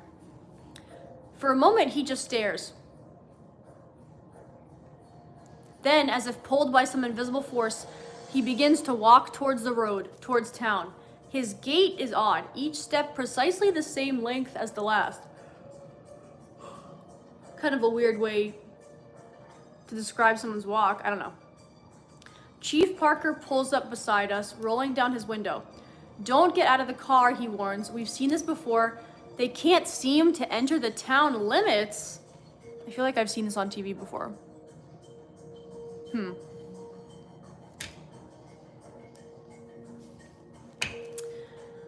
Let's see. As if to prove his point, the man suddenly stops at the faded "Welcome to Pelham" sign. He sways on his feet, looking confused. What do you mean, they? Sarah asks. How many are there? The chief's expression is grim. We've counted 7 so far? 7. Monday, Tuesday, Wednesday, Thursday, Friday, Saturday, Sunday, week. Okay, 7. All missing persons from the last few decades, and all ... changed. I watch as the man paces along the invisible boundary. His movements becoming more agitated. What happens if they try to cross? You don't want to know, Parker says quietly. You don't want to know. I said it quietly. Sir? Oh wait. But as the words leave his mouth, a police car rounds the corner, lights blazing. The new officer must not have gotten the memo about our town's strange new residents. He pulls over and steps out, approaching the agitated man. Sir, are you all right? Do you need help? What happens next will haunt my nightmares for years to come. OMG is right, dog girl. The moment the officer's hand crosses the town line, the changed man lets out a sound. Not quite a scream, not quite a word, but something in between. His body goes rigid, every muscle tensing at once. He lunges at the officer, his movements a blur. You guys like my interpretive dancing? Chief Parker is out of his car in an instant, shouting warnings, but it's too late. The changed man is grappling with the officer, trying to drag him across the line. His strength seems inhuman. His strength seems inhuman. His fingers leaving bruises wherever they touch. It takes 3 of them to finally subdue the man, dragging him back into the forest where he immediately calms, becoming almost docile again. Whoa. The officer is shaken but alive. As the paramedics check him over, I overhear him muttering, his skin. Wait, where did I go? Oh, I overhear him muttering, his skin. It wasn't right, like touching a mannequin, but ... alive. I turn to Sarah, seeing my own horror reflected in her eyes. Emily, she whispers. John, what if... I grab her hand, squeezing perhaps too tightly. We don't know anything yet. Emily could still be okay. But deep down, a cold dread is setting on my stomach. Because I remember the stories now, stories I dismissed as superstition and folklore. Stories of people returning from the forest, changed, unable to rejoin society. Dang. What if those stories were true? What if whatever changed these people has my daughter? I'm scared. Okay, I gotta go to bed to have fun with the rest of the story. Bye, Wyatt. I'm glad you told me to read this one. I kind of like it. Okay, in other news, it's turning pretty clear down here. I kind of wish I had it a little higher up, but that's okay. It is what it is. But the little cow udder pieces that were dangling are not dangling anymore. Hey, Barbara, I just woke up. Okay, perfect timing. I kind of just started a new story. I'm like a little bit towards the beginning, so you haven't missed too much. It is about some dad's daughter goes into the forest and then like they find her, but she's not the same when she returns, but I'm not exactly sure how. Bye, Kala. Okay, where was I? What if these stories were true? What if whatever changed these people has my daughter? As twilight deepens, casting long shadows across the road, Chief Parker approaches our car. We can't go in tonight, he says, his voice heavy with regret. It's too dangerous in the dark. We'll start again at first light. I want to argue, to demand we go in now. Every moment we wait is another moment Emily is lost in that forest. But I know he's right. Blackwood Forest is treacherous enough in daylight. At night, it's a death trap. Boom. As we drive home, the trees seem to loom over us, branches reaching out like gnarled fingers. I can't shake the feeling that something is watching us from the darkness. The thing that's watching you from the darkness is me.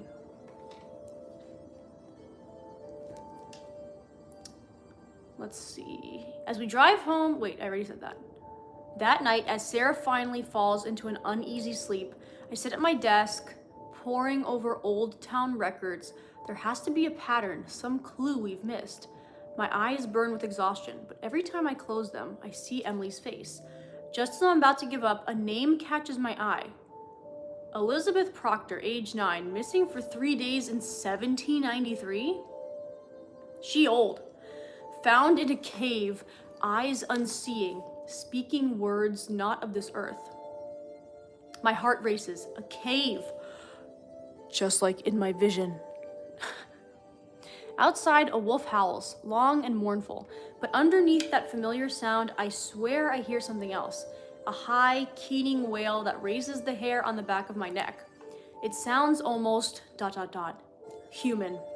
Dawn can't come soon enough. The forest looms before us. a wall of green and shadow. The morning mist clings to the ground, weaving between the trees like ghostly fingers. I take a deep breath. Hold on, I'm gonna charge my light. I take a deep breath, tasting the damp earth and decaying leaves on my tongue.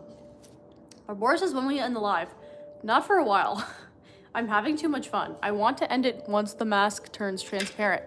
And that takes about 3 hours. So I'm like a little over an hour into it, but it's gonna turn transparent on the bottom here. So it's definitely working. Let's see. The forest looms before us, a wall of green and shadow. Wait, I already said that.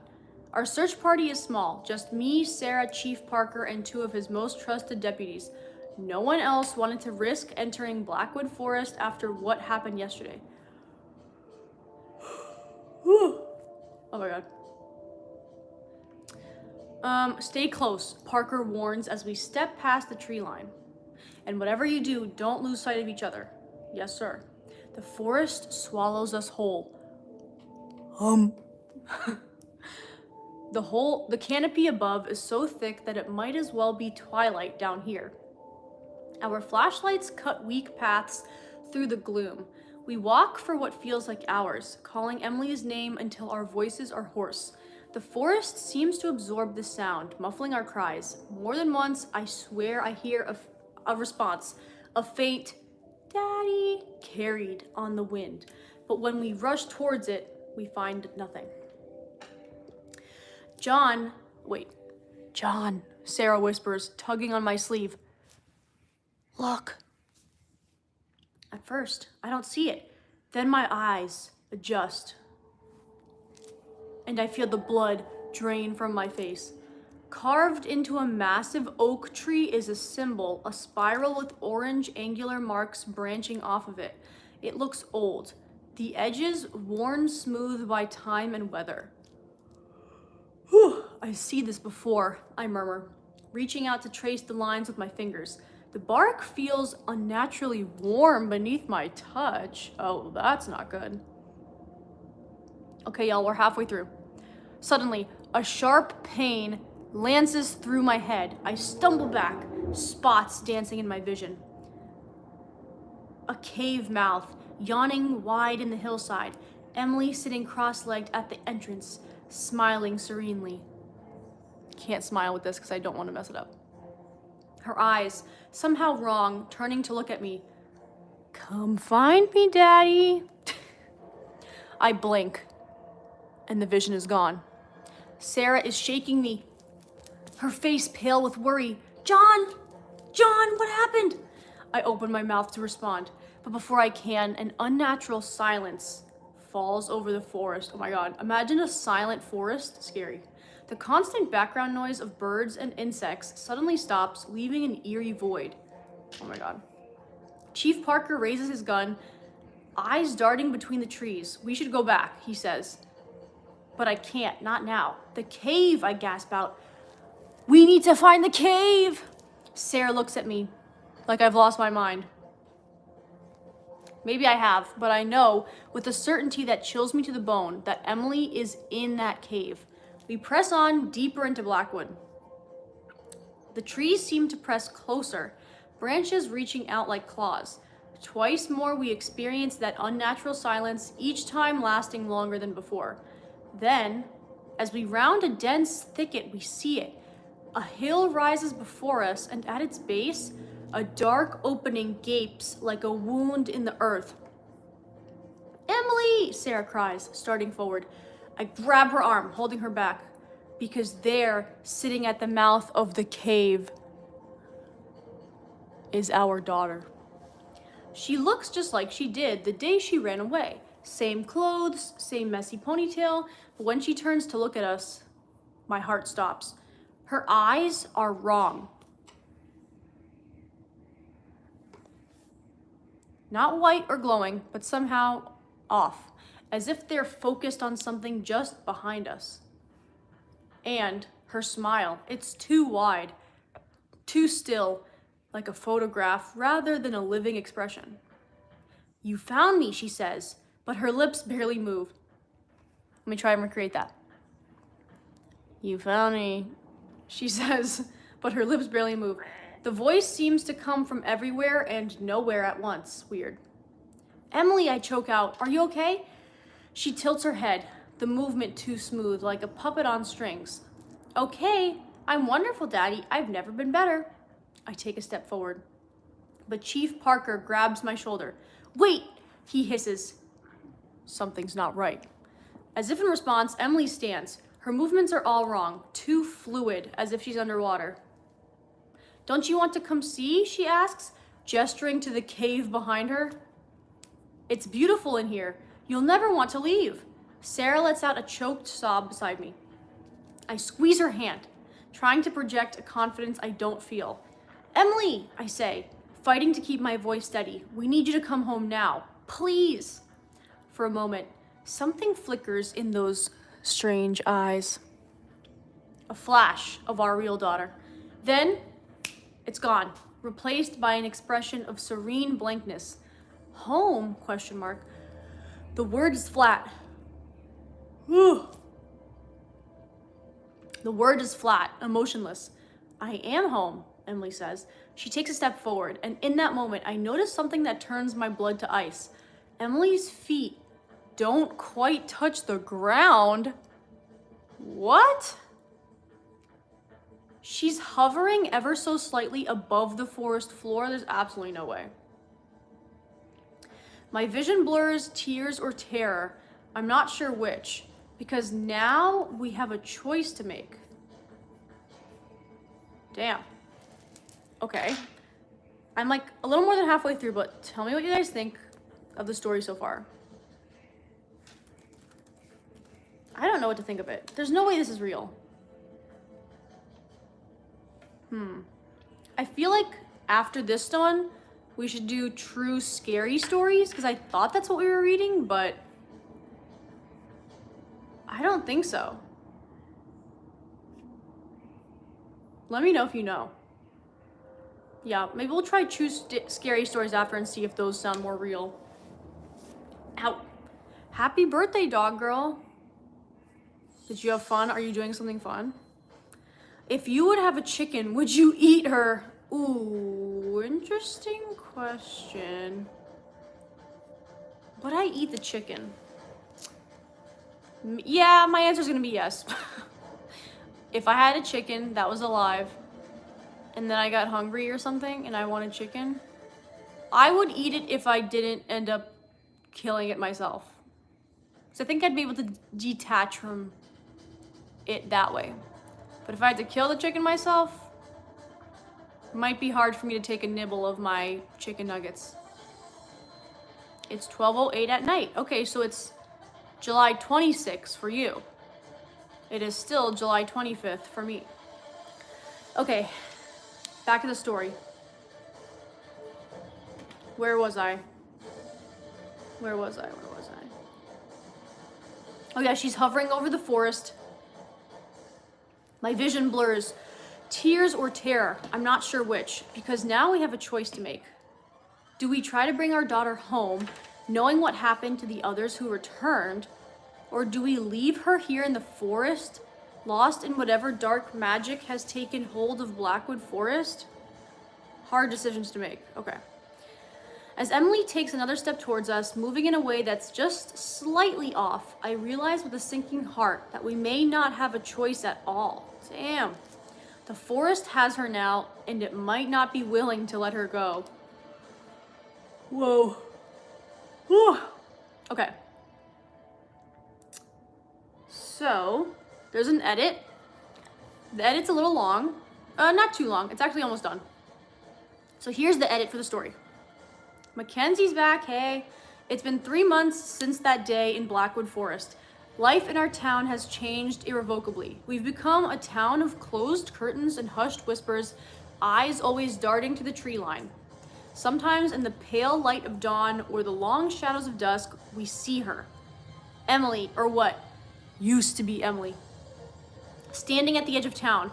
She never crosses the invisible boundary, never tries to enter, she just watches. Pretend I'm Emily, standing at the edge of your town, and I'm just watching you.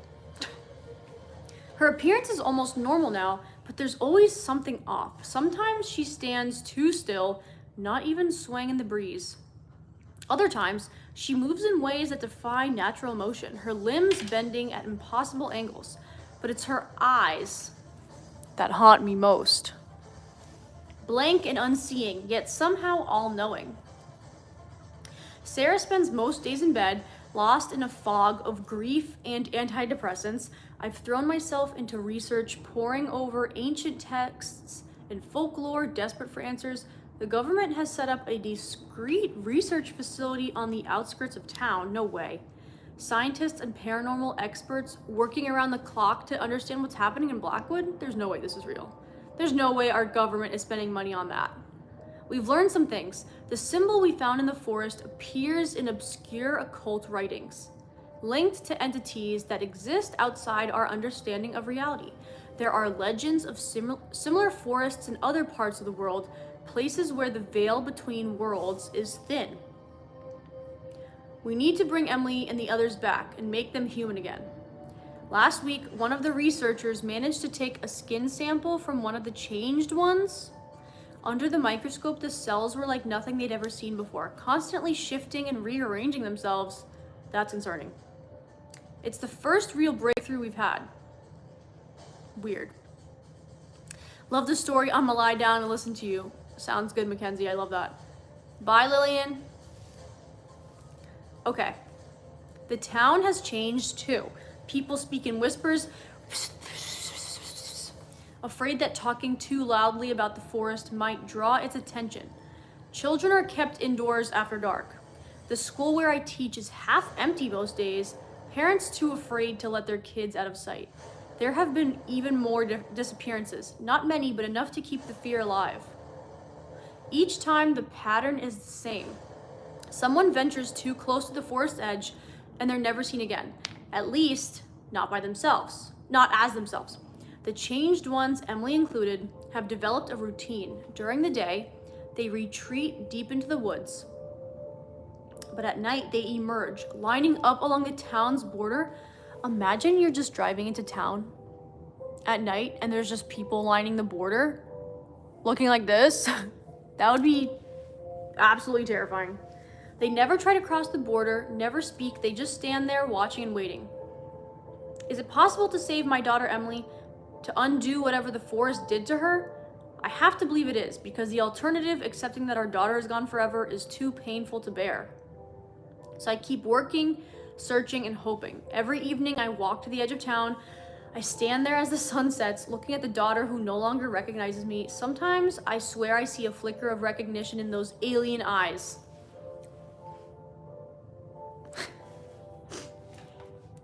A ghost of the smile I used to know. I'm here, Emily. Oh, wait. I'm here, Emily. I whisper into the gathering darkness, and I'm not giving up on you, ever. As night falls and Emily retreats into the shadows of Blackwood Forest, I turn back toward town. Tomorrow we'll try again.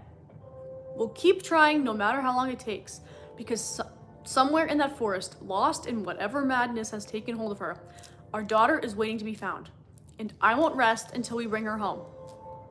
But sometimes in the dead of night, when the wind carries strange whispers from the forest, I wonder, are we trying to save Emily, or is Emily trying to change us? The forest is patient. It can wait, and it's always hungry. That's it. That's the end of the story. Okay, reading the comments now. I hope you keep us updated and that you're able to free Emily and the others from whatever is happening in the forest. Okay. Someone else said, burn it all down. And someone replied and said, I'd actually be really curious to see what kind of reaction the forest and its weird inhabitant creature thingies would have if it were burning. Burn the symbol, it being left could be what is keeping them. When it's gone, they may be free, question mark?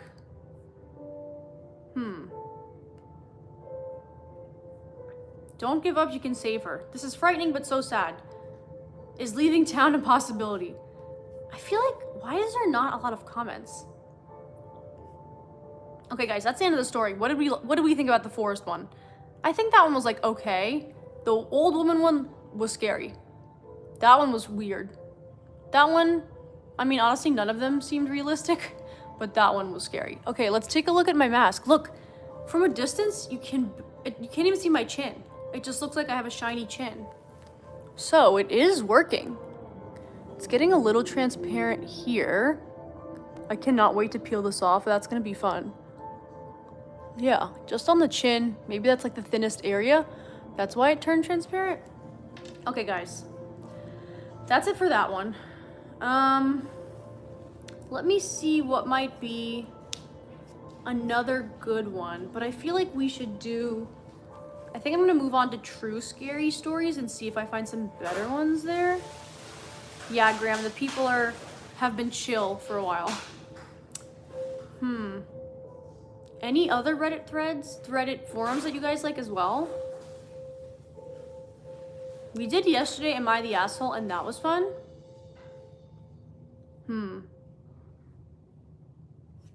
Let's see. Let's see what...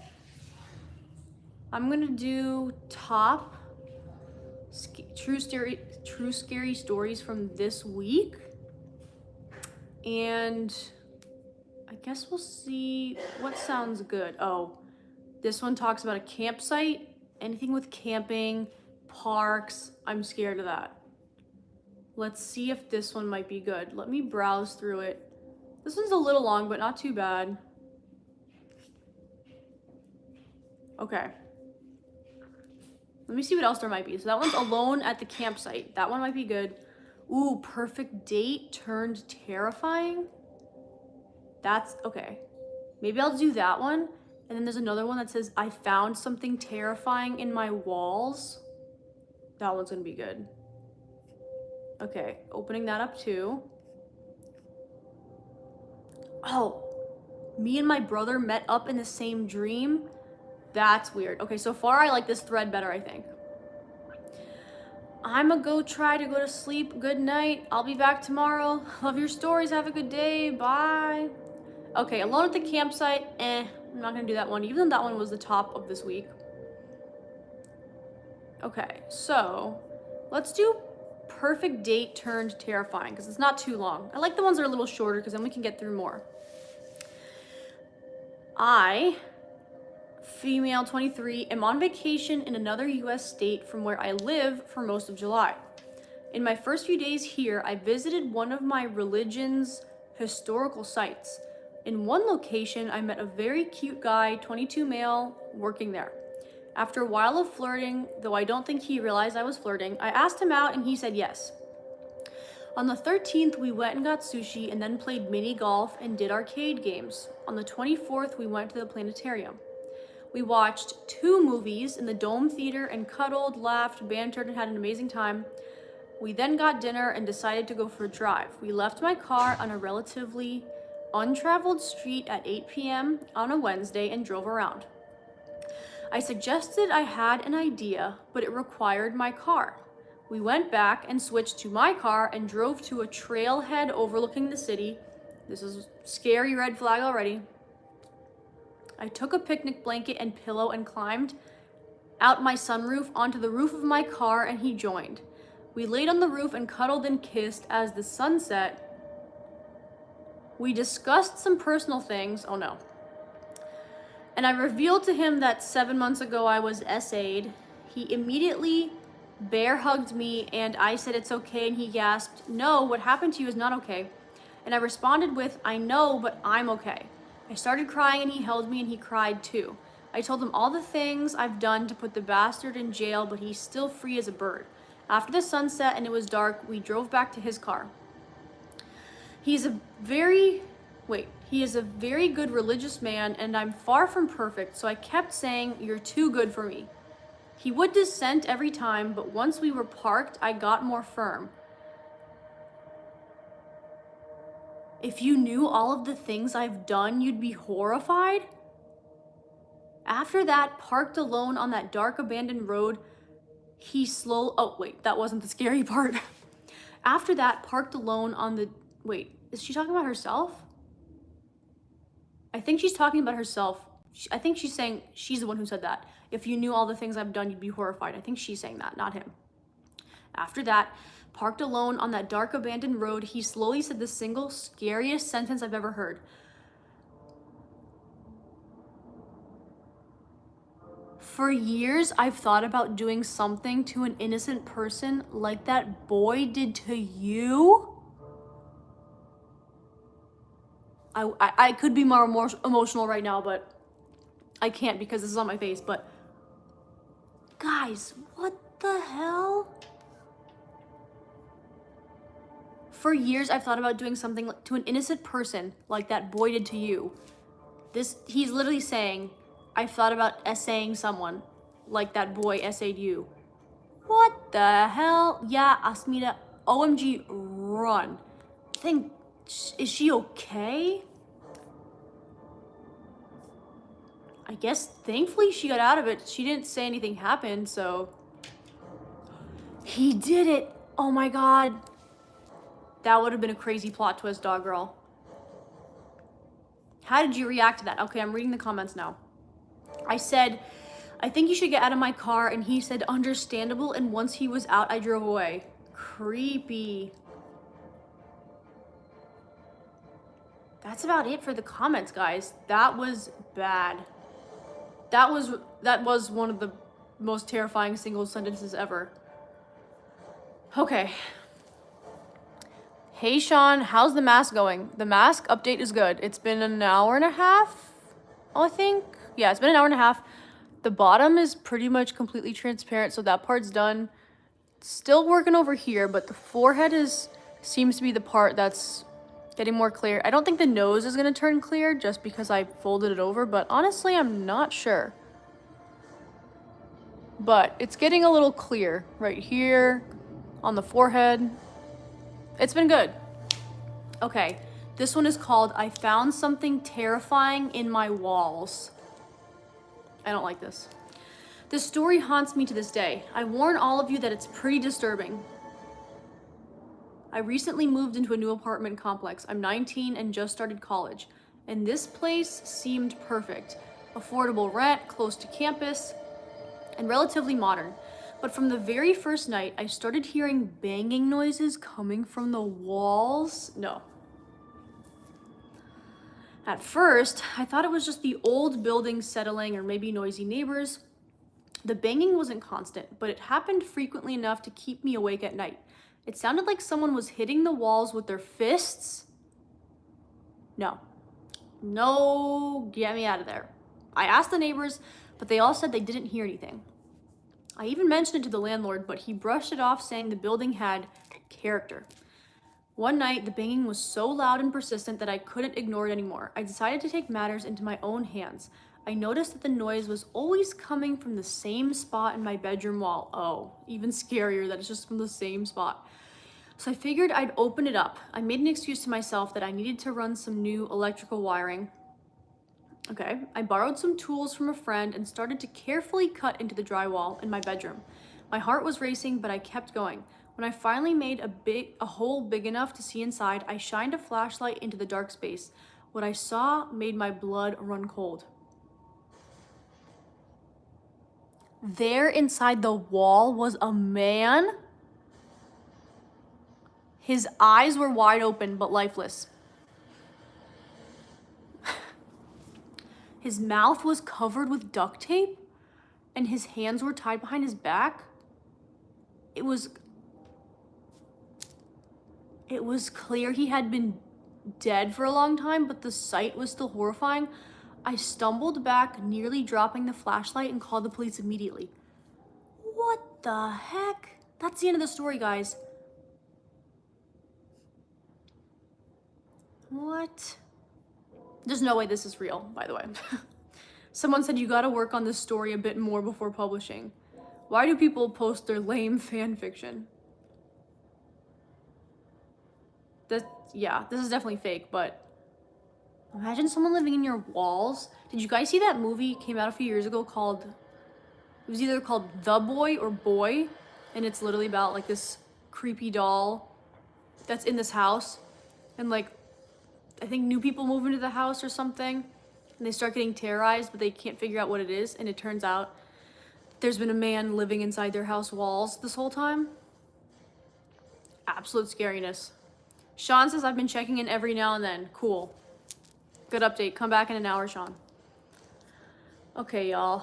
That story was bad. Okay. This one might be interesting. This one's pretty short.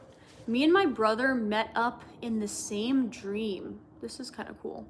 I'm going to make a long story short, but some backstory is needed to understand. Me and my siblings grew up in an abusive household with a single mother. I am the oldest, and most of that abuse was towards me. My youngest sibling is 6 years younger than me, and we've always been close. So had him and our mom, and he didn't like to see us fight. Me and my mother did a lot of fighting when I got to be a teenager, and my younger brother would always try to break us up. Fast forward to now, my mother passed on. We never got onto good or even talking terms. One night, a few months ago, I had a dream that me, my little brother, and my mom were talking about something in the living room. I don't remember it being specifically important. Either way, me and my mother started arguing, and she had ended up getting on top of me and choking me. I could hear my little brother yelling for us to stop. It felt super real. She looked how she did 10 years ago, but me and my brother looked the ages we are now. I wake up gasping for air, lightheaded, and my heart was racing. I don't go back to bed. I keep a snap streak with my little brother, and the next morning I ended up saying I had a nightmare about mom, and he replied with, no way, me too. She was choking you out. Super creepy. We both make jokes about this, but it was scary. It hasn't happened before or since then. He even could repeat what we were all wearing in my dream. Oh my God. That's it. Have you ever had a dream that someone else also had the same dream? That's crazy. I love telling people about my dreams because I always have weird stuff. Rarely do I have a normal dream. It's usually something wild. One time I had a dream that my best friend walked up to me and I think she had like 2 hatchets, and she just went like this and like that, and then just like chopped both my arms off. And I was like, in the dream, like, why are you doing this? I don't think I was screaming in pain or anything. I was like, why did you chop my arms off? I don't remember what she said, but damn. That was weird. Okay, let's see what else. Ooh, okay, radiology. A night shift in radiology. I am interested in radiology, so this might be good. Oh, this one's, never mind. This one's too long.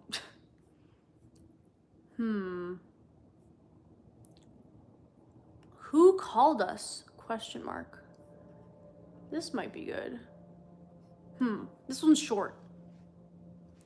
Me, my sister, my mom, and my stepmom were all living in a 2-bedroom apartment at the time. One morning on a weekend, me and my sister were both sleeping in. I forgot what I was dreaming about at that time, but I remember everything going black and me hearing my name called. I woke up to see what was going on. I assumed it was my mom calling us because my sister, who was fast asleep in the bunk above me, heard it too. We went to the kitchen to find my mom and stepmom in the middle of a conversation. I asked her what she needed, and she asked me what I was talking about. I asked if she called us, and she said no, neither of them had. The thing about my sister is she's a heavy sleeper, so if we both heard it, who the hell was it? Why did we both hear it? This one's not that interesting, to be honest.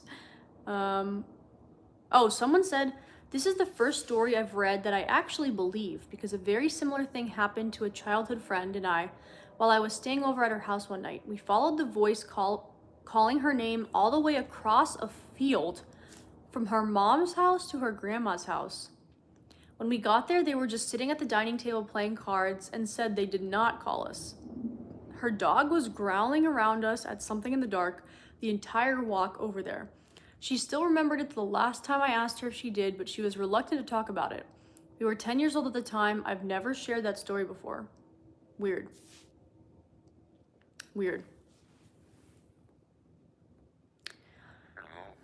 Sigma Rizzler. Hi, Haven. Hi. Bye, Barbara.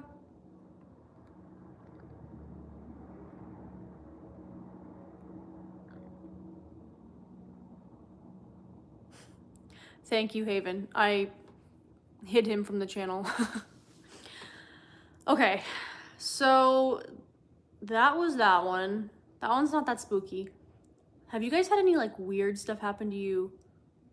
Like dream stuff, I guess? Hi, Addison. For me, there's two things specifically that I can remember. Have you ever lucid dreamed? I think I was able to do that only once or twice, and that was weird.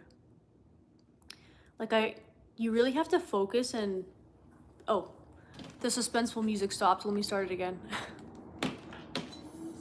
Okay, so to lucid dream, there's like specific steps you have to do and try and do that. And I did it once, pretty briefly, and it freaked me out. Cause I like felt my body was elsewhere. Like my body was up in the air, like floating around my room. That was weird. The other like weird thing that has happened to me while sleeping, two things. Number one, I vividly remember getting choked out in my sleep. Like I don't really know how else to explain it. I just remember getting choked out in my sleep, and I can't remember if I'm trying to remember what else happened. I don't know how I like saved myself or whatever, but I felt like something was choking me in my sleep. That was terrifying. And the other thing, I had sleep paralysis. I think I've only had it once. No. I've only had this specific instance once. I think I've had sleep paralysis maybe a handful of times. I don't remember. Was it a dream? Sorry, I wasn't paying attention. I was daydreaming. Was what a dream? Which one are you talking about? I've said a few things, so I don't know. Anyway, the other thing was one time I was sleeping and like I felt something like touching my leg, grabbing my leg, like pulling on me, and that was also scary. I'm trying to remember if it was in that situation or if in the situation where I felt like I was getting choked out. I remember I was telling myself in my head, like, Paulina, just move a finger, just move one little part of your body and like you'll be fine. It'll all go away. But you know, you physically can't. And that's the scary part. So those are two weird sleep things I remember happening to me. It's been a while, so thankfully that stuff has not happened again. Where you got choked out in your sleep? No. It was not a dream. Like I felt it happening. So that was really weird. I mean, it could have been a dream, I don't know. But it felt like a real situation was happening. Okay. Should I continue with the true scary stories? Or should I do something else? You want me to like go on another forum possibly? I know yesterday I took my personality MBTI quiz. That was fun. Are there any other quizzes or something I should take? Should we continue with the spooky stuff? If so, what other forums might be good? I took my contacts out, but my eyeballs still hurt. It still feels like I have contacts in there. I hate that. Let's see.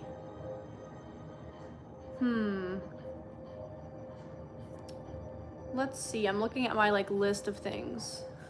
Oh, I thought about doing a live stream where I talk about, okay, so I have a list of all the K-dramas that I've watched over 3.5 years. Right now I'm at 84. 84. So I thought about doing a live stream. Don't know how long it's gonna take, but I wanted to do a live stream where I talk about all 84 K-dramas I've watched. Because I feel like that would be kind of fun. That would also be very draining. Honestly, some of the K-dramas, I like looked back at the list, don't remember even watching it, kind of don't remember what they're about, but most of them I remember. I feel like that would be fun. Let's see. Okay, you guys still want... Wait, hold on. I'm skipping too much. Hold on. I was sleeping, but I suddenly got up and sat straight, screamed and slept again. My parents are really worried. Oh my God. Asmina, that is not good. Glad you're good. Thank you, Haven. Okay, Addison wants more scary stories. Okay, I think someone else said that. Scary stories, please. Okay. Sounds good. What's with the Playboy? I saw the sign earlier with the coconut and now the sweater. I've worked for Playboy a lot, so I just like their stuff, and my cousin has as well. So we just like it. Sing Golden Hour for a sub. Which Golden Hour song? The one by Jake or the one by Casey Musgraves? Because I don't know the lyrics to any of them.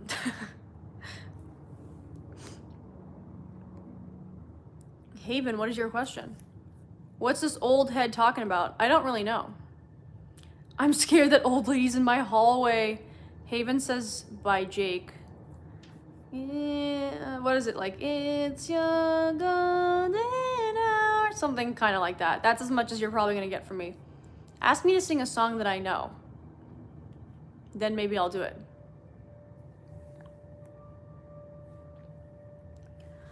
Okay, guys, I'm gonna go back. Most of you still want to do the scary stories, so I'm gonna go to, let's see, let me go on Google. Reddit scary stories. Maybe there's some other threads that might be better.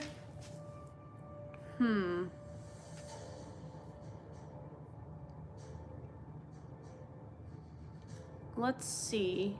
This one is called, this is just on Ask Reddit and people are just responding. Nah, this one's too long. Okay, I think I'm gonna go back to true scary stories because those were pretty good. But I want to do, I'm gonna do a different I'm gonna do top of all time. Those are probably gonna be good. Okay, this first one's already good. Okay.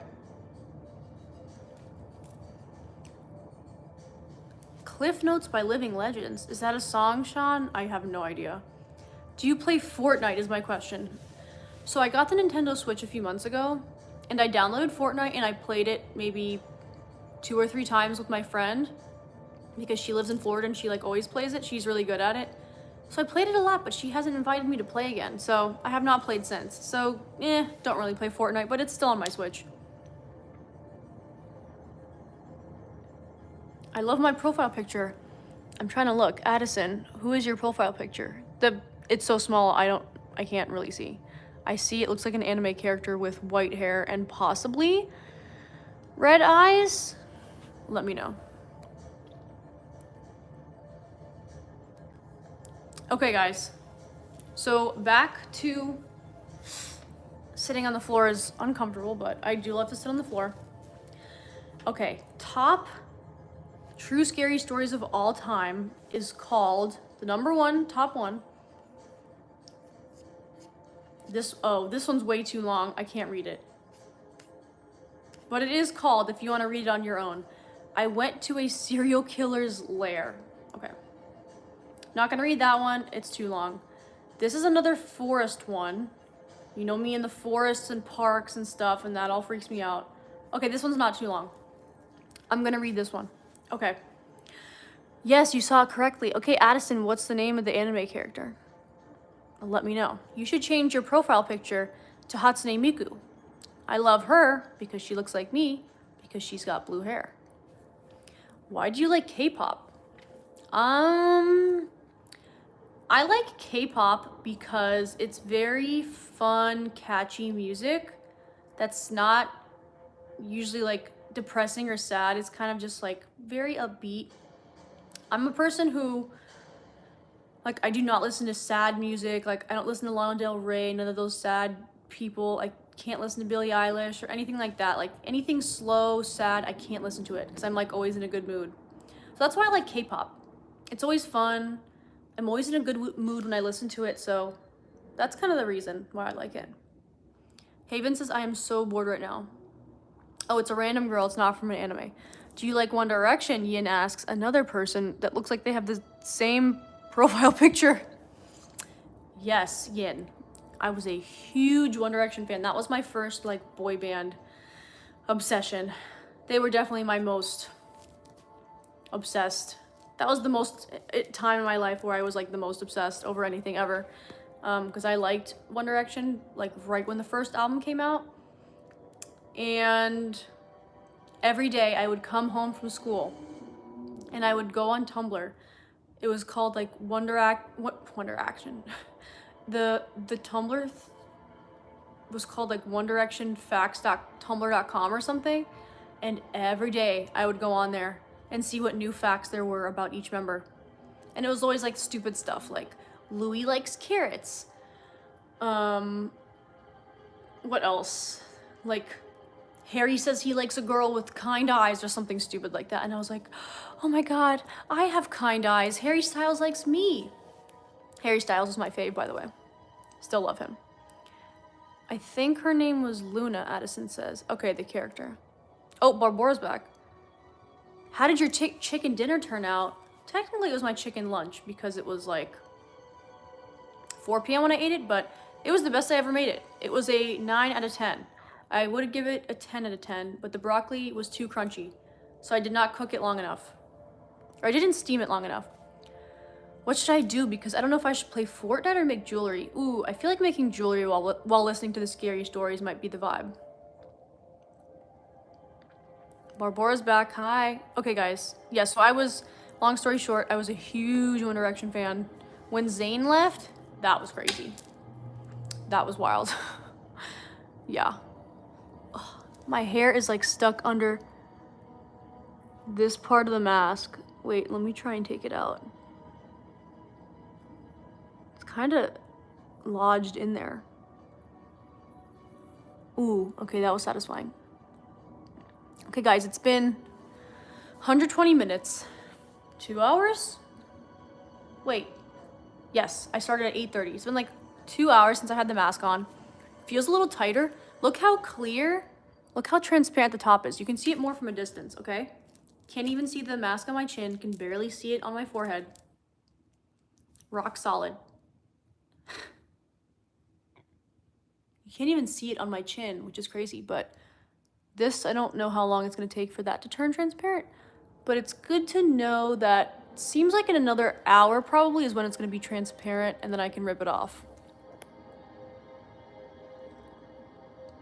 Addison also agrees to do jewelry. Okay. Do you have any tattoos? I do not. As much as I would like to have like a Hello Kitty tattoo, a Rilakuma tattoo, just a bunch of Sanrio tattoos, I'm afraid of commitment. And I'm afraid I'm gonna get something and then I'm just not gonna like it in a few years. So I always want one. I've always wanted some stuff, but honestly, sometimes like every few months I'm like, oh my God, it's time to get my first tattoo. But then I really think about it and I'm like, no, I'm not gonna do it. My cousin, I almost got a Hello Kitty tattoo with my cousin for her birthday a few months ago. Like I was researching, I was looking up what design I wanted, like she was looking up what design she wanted, and then I was like, no, I'm not doing that. Not doing that. Oh, bye, Barbara. Okay, bye. Okay, guys, let's read We Got Lost in a Forest, and it was one of the strangest experiences of my life. Another forest story. This is gonna be good. Not too long. The following is a story that took place quite a few years back now. However, it still baffles me completely, and I'd like to share it here. I'm a teenager and I've been in Boy Scouts for nearly all my life, and I really enjoy exploring with my friends and being trusted more as I'm older now. A few years ago, me and 2 girls named Amy and Harriet were asked to head into the woods surrounding our campsite to find a long, straight stick suitable for carving into a point. Keep in mind that I was a lot younger back then. Harriet was older and Amy was only 1 year older than me. We had been walking in deliberately the same direction as to not get lost and memorizing the surroundings as we went in order to find our way back easily. About 15 minutes in, we couldn't find anything to take back, so we turned around to return to the campsite. That's when the initial panic set in. Jump scare. The trees had almost unnaturally knitted themselves together in such a way,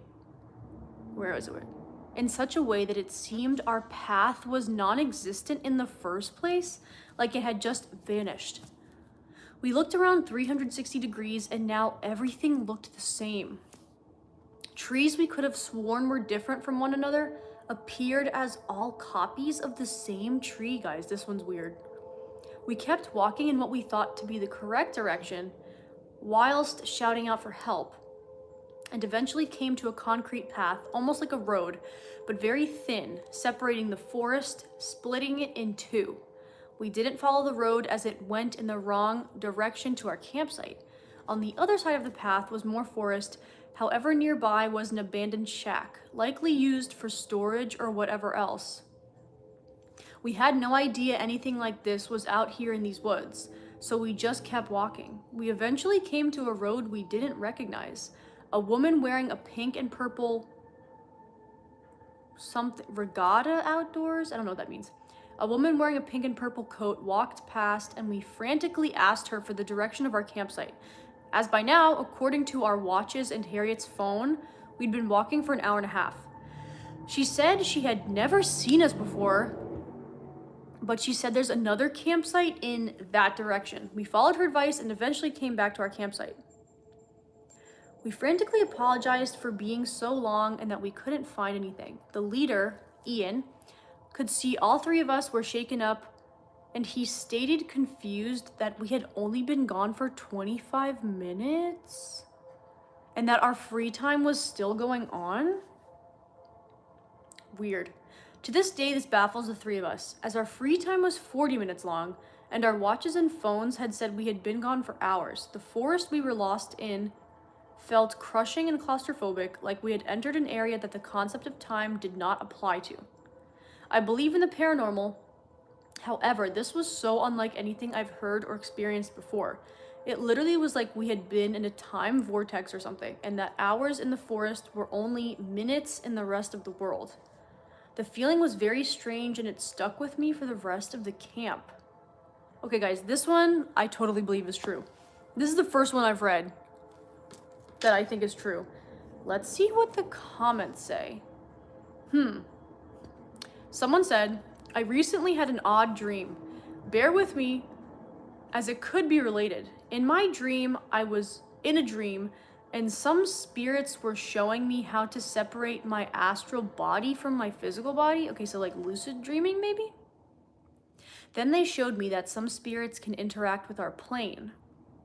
They showed me a woman sitting in a forest surrounded by plants and trees, sitting on the ground crying because she was lost. Why spirit teachers showed me that spirits can trick humans by making an exact copy of our surroundings and placing us there? Oh, I don't want to know that. Scary. In this situation, we are not where we should be. We are not truly lost, but instead have an illusion imposed around us, creating confusion and panic. Whoa. That's crazy. I wonder if that's why people who have odd wilderness experiences feel dread and the normal forest sounds stop, which is called the Oz effect. I've never heard of that.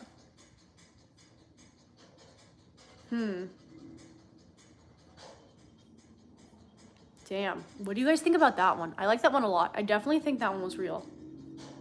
Someone says time is very subjective. Good times fly at light speed. Scary situations seem to last forever. We did an initial ritual where the younger scouts have to solve riddles to get to the finishing line, but it was a pitch black night in the woods and we lost one guy. We were searching for about an hour, screaming his name, flashing lights in the woods. We didn't find him. That 1 hour felt like a whole night. When we were back at the camp, he was in his tent, told us he ran into a tree in the darkness and was knocked out, and as he woke up, he just went back without noticing the whole camp was gone and searching for him. Damn, that one's weird. Hey, Lillian. IDK, hey. Addison says I think it's real. I totally think this one's real. I'm back. Hey. Okay, y'all. I liked that one.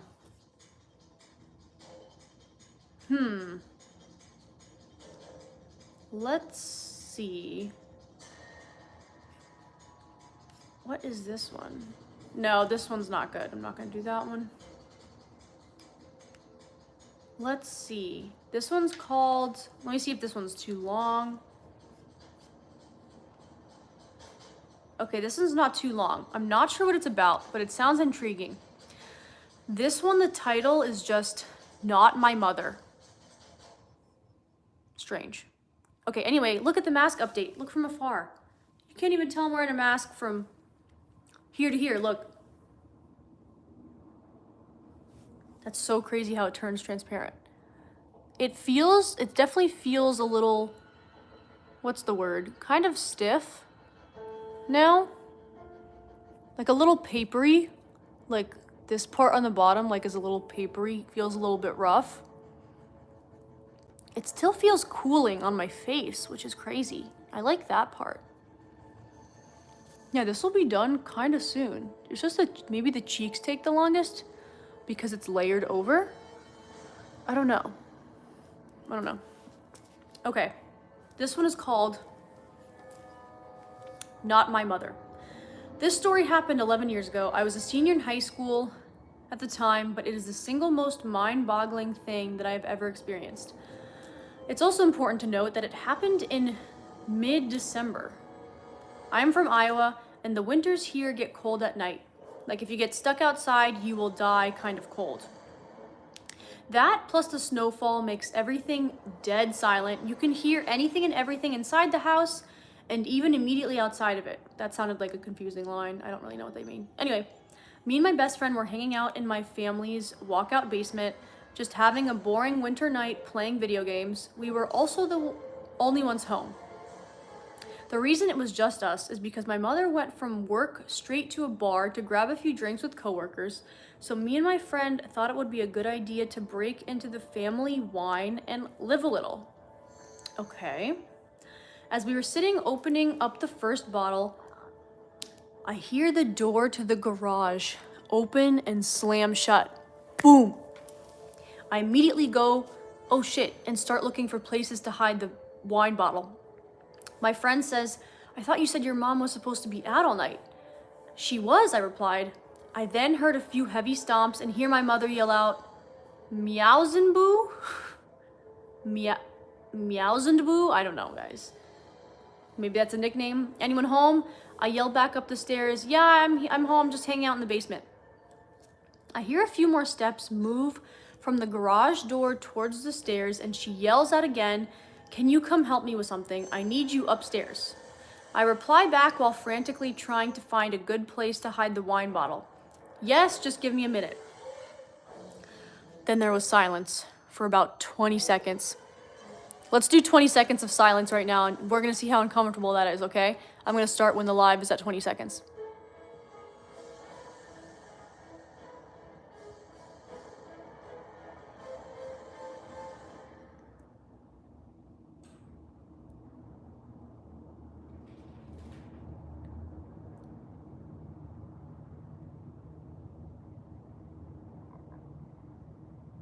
That was 20 seconds, y'all. That was such a long time. I felt so uncomfortable. Oh my God. Blue hair looks nice. Thank you. Okay, guys. That was a long 20 seconds. I hear crickets. Okay, so silence for about 20 seconds. Anyone down there with you? My mom yelled back in a more concerned, serious tone, in a voice that was slightly off of my mother's. Okay. This was the first thing that told me something was not right. Our family never cared if anyone was over, as our house was a very open house to all family and friends. And the voice, it was just wrong. Like it sounded like my mother's, but it was missing something that I couldn't put my finger on. Weirded out, I reply back, it's just my friend Colton.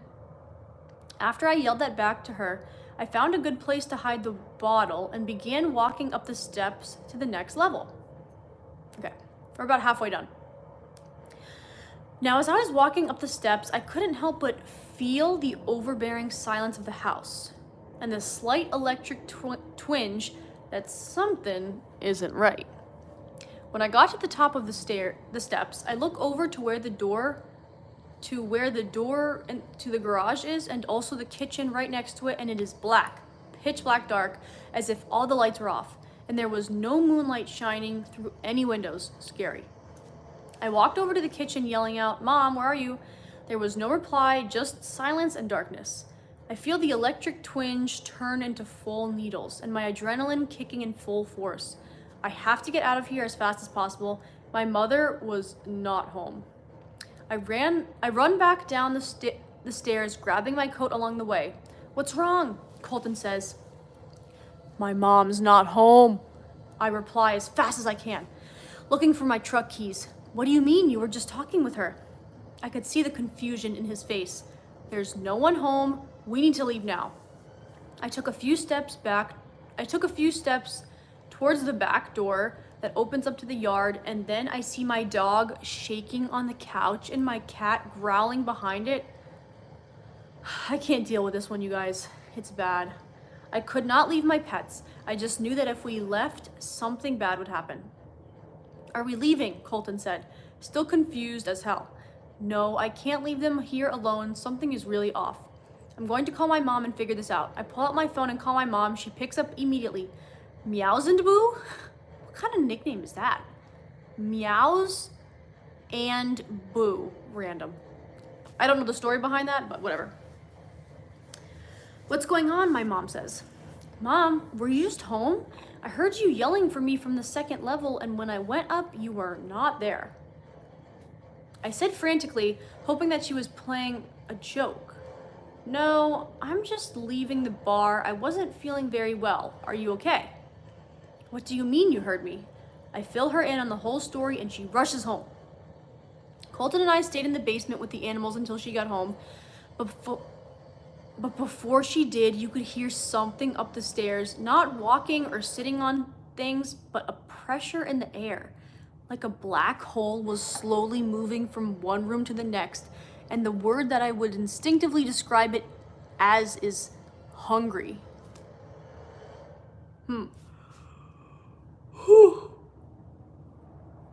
When she got home, you could feel the thing leave just as quickly as it came, like an overbearing predatory presence had just flown away. We still have never figured out what the hell was going on, and this is just one story of many unexplainable things that have happened to us, but this is the easiest to write down. Oh shit, she said there's a lot of things that happen. This is the easiest one to write down, so everything else is like weird and complicated. My mother has passed away now, and I have moved away to Arizona, but whenever I go back to Iowa and I see Colton, he still gets creeped out by what happened. I never will know what happened, but I know that whatever it was that had my mother's voice, it was evil and it was hungry. Guys, this is crazy if this one's real. What do you guys think about this one? Damn. Do you know anything that can help with daydreaming? Okay, when we say daydreaming, do you mean like you're, because I feel like there's different definitions, but maybe I just don't know. Are you like awake and just hanging out and like washing the dishes or something, and you're just dreaming about fantasies and stuff? Because I do that all the time. I do it every night before I go to bed. Makes going to bed way more fun, because then you fall asleep in a fake reality. Just keep dreaming all day. I do that. Yes, me too. The word hungry got chills in my spine. Oh my God, same. Sarah Lynn, I'm hungry too. I also am kind of hungry, but I'm not gonna eat. Okay, let's go in the comments. Someone said, "I had a similar experience a few years ago. I was living in an apartment with my husband, my daughter, and our cats. My husband left for work, and I was packing the diaper bag in the kitchen with my daughter. I heard movement towards our bedroom and thought maybe my husband had stepped back in when I was paying attention. And then I heard my husband say, 'Babe,' which is odd because he never calls me that. My daughter starts to run to our room to him. So I grab her arm and I just yell back, 'What?' with a response of, 'Babe, come here.' Our cats were in the hallway towards our bedroom and their hackles raised and tails poofed." What's a hackle? Hackles raised. I need to look up what a hackle is. Oh, it's like when the cat goes like, "Meow," and it goes like that. Did not know there was a word for that. The entire place felt bad. My daughter and I stayed out until my husband got home from work. Apparently this has happened to a lot of people in the comments. Oh, sorry, not a lot of people. That was the original poster that responded. Damn. Okay. So your friend Colton thought it was your mom's voice as well? And the OP said, yes, it was legit her voice. He was so creeped out, he ended up leaving after she got home. I'm seeing if anyone else has experienced this. Has anyone experienced that before that's watching? Oh, what happened with your mom has happened to me and my sister a lot of times. I've experienced a lot of supernatural things from the day I was born until today, and all my family members have a history with unexplained things. Okay, I need to see what this is. One time in our old house, we would hear the sound of our drunk father that came home late at night. We would hear the sound of keys, the sound of the door open and close, and every time he would come home, we would pretend that we were asleep because he was abusive, so he wouldn't talk to us. But one night we heard him, except he did not come home.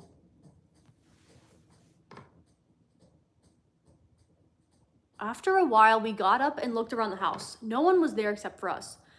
Another time, I heard my mother come home. I heard her car, her footsteps, the door, and even her voice, but nothing. I have 1,000 stories from me and my family members. It doesn't help when you can sense things or predict the future or feel what others feel. I am the strongest to feel those things, but my mother and aunt are also very sensitive. That was wild.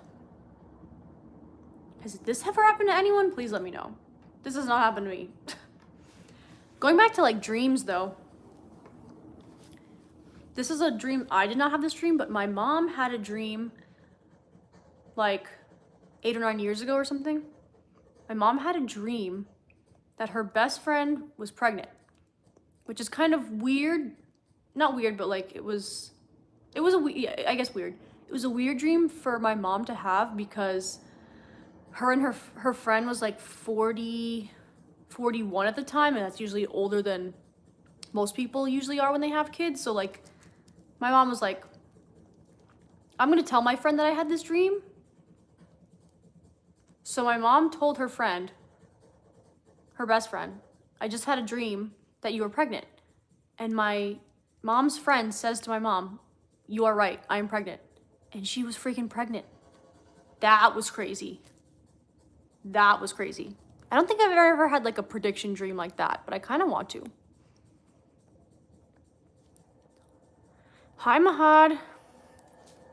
Okay, Haven's going back to daydreaming. I think about sad things and I don't know, and like I love to daydream about something bad happening too, and I don't know what to do. Oh, Haven, you're doing the bad type of daydreaming, because I do the good type of daydreaming, where I just think about fun situations that I put myself in. Sean says it was a real scary story. Yeah, this one was really scary. Addison says, I've had that happen to me. Oh, Addison, I need to hear about this. You had this happen to you where like you thought you heard someone come home or something and they weren't there? No way. Veronica with a scared emoji. Yup. I have heard my baby sister crying in her room when she's not there, and when she is not even at home. No. Guys, I don't like this. I don't like it.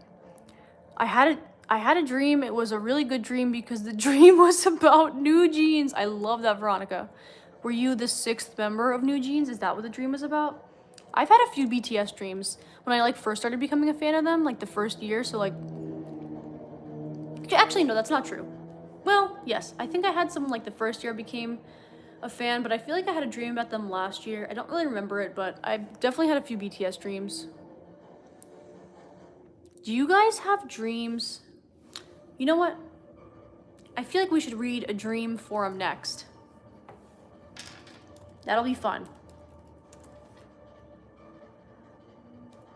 I wonder what ones they have.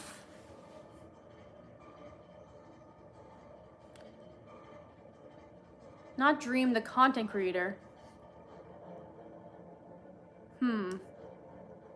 This one is r/dreams with 400,000 followers almost. Whoa, a person in my dream saved me in real life? That one's gonna be good. Okay. Those might be good. I feel like we should read a few more scary stories and then maybe move on to dreams, but I am always fascinated by dreams. I'm someone who like really cares just because I've always been fascinated because I always have such crazy dreams. Most of the time, I'd say like 80% of the dreams I have are like just so crazy and nothing really normal. And I've kind of always been like that, and I wonder why. Like, why me? Why are my dreams so weird? I feel like most people's are, usually more on the semi-normal side. So I've always been fascinated by dreams. Like I said earlier, I love telling people about my dreams, even if they were not involved, because I just think it's fun. I got BTS dreams about V, Jungkook, and RM. I think the one BTS, no, not the one. The one that I kind of remember having the BTS dream, they were all in it. That was crazy. Haven says, every single day I dream when I am asleep and it's always bad. Oh no. And when I put a dream catcher in my room, it literally has to be purple for it to work. That is crazy, Haven. But at least it's working. I was like 5, and so I heard someone, and I was with my friends. We were home alone. Addison, what were you doing home alone at 5 years old? We were 5 years old. We were home alone, and we went upstairs and saw a lady with long hair, and we ran back in the basement and hid. No, Addison, I wish you would not have told me that. That is horrifying. Yeah, please tell me you're joking. And we saw a cat and we were scared. Addison, you know what you saw? You saw me in the future looking at you like this in the sheet mask. It was me. I have also very bad dreams. All my dreams are scary. Ooh. Shireen, that also sucks. No, I'm not joking. Damn. Yeah, I always have like crazy dreams, and then I'm always like sweating. I have like no body temperature regulation, so I'm always like very cold, very hot, I'm never in between. I'm like never normal. Even if the AC is on the same temperature every day, every night. My body temperature just cannot regulate, and I've struggled with that my whole life. Maybe that's why my dreams are so weird. Because I feel like that was the case, like, I remember a few days ago, the AC was like 1 degree different, and it was like the worst dreams. Some like horrible dreams I just had back to back. I'm going to the bathroom now so I can brush my teeth in the bathroom. Oh, you mean so you can brush your teeth in the shower? Yes, I did it yesterday and it saved me time. I told you, Veronica, for everyone who's watching. Yesterday, at the end of the live stream, I told everyone to test out brushing your teeth in the shower because it's so much easier and it saves time. So I want everyone to do that again today. Whenever you take a shower, brush your teeth in the shower. It's gonna save you time.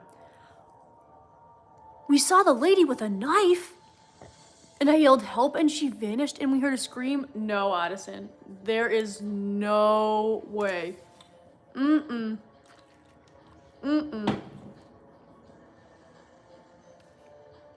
don't like to hear that. Once we were playing Ghost Stories game and suddenly someone came running. We were all scared. It was just my friend's friend. Okay. So it was a joke, I think. One time when I was 5 or 7, I woke up and I looked at my bed and I saw ants everywhere and I screamed and my mom said, "What's wrong?" And I told her and she said there was nothing. And I looked back and there was no ants. Okay, Haven, that's crazy. I also have an ants story, but the ants were real. This is not a dream, but when I was young, I don't know, 5, 6, 7, 8, probably like closer to like 7, 8, 9, something like that. For so many days, maybe it might have been a few weeks. I don't remember. It's been so long. Definitely a few days. Like my body was so itchy and had so many like bumps on it. And I didn't know what was going on. I didn't know what it was. And usually what I used to do is I would like fold my pajamas and put them underneath my pillow. So like that's where I would store my pajamas until I would, you know, put them on like the next night or something. So I took some pajamas and I like I lifted my pillow to put the pajamas under my pillow, and there were ants everywhere under my pillow. That was crazy. So that was the solution. We found out why I was so itchy and covered in all these bites. It was because there were a whole pile of ants under my pillow. Absolutely terrifying. So I was sleeping with ants under my pillow for who knows how long. I don't even remember. I don't even know how they got there, but it was like only under the pillow. I don't think they were really in the bed. It was like under just the pillow. That was weird. I love your necklaces and your hoodie. Thanks so much, Oh, Dog Girl's back. I like talks like this, interesting stuff. Shireen, I also love it. I just love to like talk about random stuff. It's so fun. I like to debate stuff and think philosophically and this and that and talk about random stuff that's happened. I wonder if there's like there's probably like a philosophy Reddit forum, I'm sure. We all hid in a secret room behind the TV and sleep in there the next day. No one was there. We heard a thud and blood dripping, and I went back and called 911 with my friends, and they came and they said, oh my God, you're leaving me on a cliffhanger. I used to kill ants as a kid, and one day I got bitten by an ant. Then I stopped killing them and learned my lesson. Froggy says, ew, scary. Were the ants in your clothes? I don't remember, Froggy. Like, were they in my clothes, like in the pajamas I put under the pillow? If that's what you mean? I don't think so, because I don't think I had like a pair of pajamas under the pillow yet. And so I think I like was putting a new set under the pillow, and that's where the ants were. I don't know. It was wild. Addison said, and then there was no blood. What the heck? Addison, I'm scared of your story. I'm afraid of you to say anymore. Okay, guys, let's go back.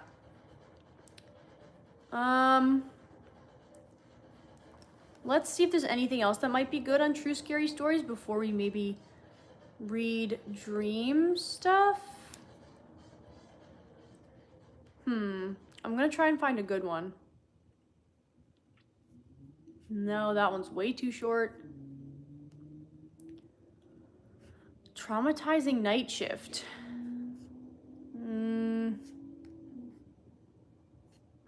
That might be a little too long. Let me kind of browse through it. Nah, this one's too long.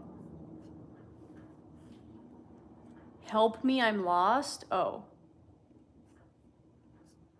Is this one long? Okay, this one might be good. I'll keep that one open. Horrifying quarantine experience. Don't want to hear about that. Definitely cannot read that.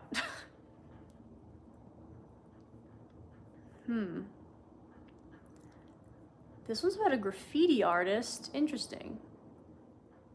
That one might be good.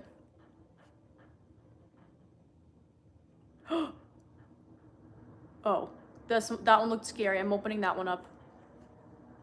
Okay, I'm opening some up so I can kind of cue them up. And then I'm going to read them. These are not too long either, so that's good. Something like bit me.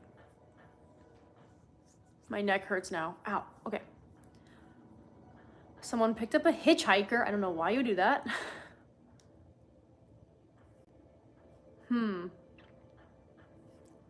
Creeper in the woods. I think we're done with the woods ones. I don't want to read any more woods ones.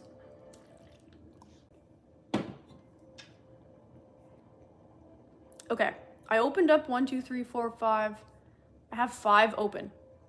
These are pretty much short. So, hold on, I'm checking if this one's short. Yeah, they're pretty short. So let's go through these and then I'm gonna start a poll. Let's see. Do we continue with scary stories or dream stories on Reddit? Dream or scary? Okay. Poll is live. Please vote.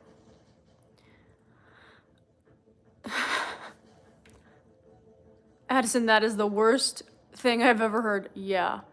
And then a couple days later, we all had the same dream. Addison, I don't know what's going on. Something's going on with that group of friend of yours. That's weird. I'm done with the showering and brushing my teeth. Thank you for that life hack. Love you. Oh my God, you're so welcome, Veronica. Yeah, now you're never going to not brush your teeth in the shower because it's just the best. Yay, more scary stories. More stories. Oh, Graham, hi. I was scared to death and me and my friends are traumatized. I would be too. Ooh, Gigi. I don't think I've heard from you before. My dad went and checked for me and there was nothing there. So I went back in my room and heard the same amount of knocks from the attic. The attic window is above my bedroom window. No, Gigi, I don't want to hear that. I have a non-scary story, but I have an attic story. So, like a year ago, I don't know, a year ago maybe, our AC was broken and the AC guys came to repair the AC and they said, "Where's your attic?" I said, "Attic? There ain't no attic in here." Never seen it. I don't see anything on the ceiling. There's no attic here. And it turns out I do have an attic, and the attic is in my bathroom. So right above where you stand, there's an attic. Maybe I'll show you guys because I'm talking about it. Might as well. Oh, feels good to get up after like 2 hours. Whew. Okay. So now I have an irrational fear about this attic that there's just gonna be like a raccoon that just falls down from it one day. Okay, are you guys ready to see the attic? So here's my bathroom. Okay. There's a freaking attic up there with all these like scary stains on it. I'm scared. The raccoon is gonna jump and come for me. Okay, I like how you guys are sharing your stories. Once my uncle went for internship in a different city and stayed in a rented home. His landlady told him to buy some candles for the night. At night, the electricity went out and heard some ladies cry. Oh, I would have left immediately. I'm so scared of that. That lady predicted it. That was scary. Once, me and my grandma were laying down in bed and we both just woke up and we had a blue vase at the top shelf all the way in the back. Then it fell and it didn't break and it was on the top shelf. That's weird. Oh, Gigi said, my dad went and checked for me and there was nothing there, so I went back in my room and heard the same amount of knocks from the attic. Wait, I read that already. Oh, sorry. I didn't read part 1. Okay, Gigi's part 1. One time over Christmas break, I heard 9 knocks outside of my window in intervals of 3. That's not good. 3 knocks, pause, 3 knocks, pause. It came from outside my window, but my window is behind my fence. My dad went and checked for me and there was nothing there, so I went back in my room and heard the same amount of knocks from the attic. The attic window is above my bedroom window. No, Gigi, you need to move out of the house. I hope you left. Addison says we saw the lady again. She said run and we ran out the house and hid behind it. There's no way, Addison. You need to leave as well. We never saw her again. Damn, I've never been in my attic. I have not been in my attic as well. I think it's just the AC stuff in there. It's a very small attic, so. Bruh, you'd probably scare anything scary up there. You mean with my face mask? Honestly, I would. Okay, guys, update on the sheet mask. Look at that. That's crazy. It is so transparent. It's definitely tightened my skin. I don't know when the cheeks are gonna change, / if they will.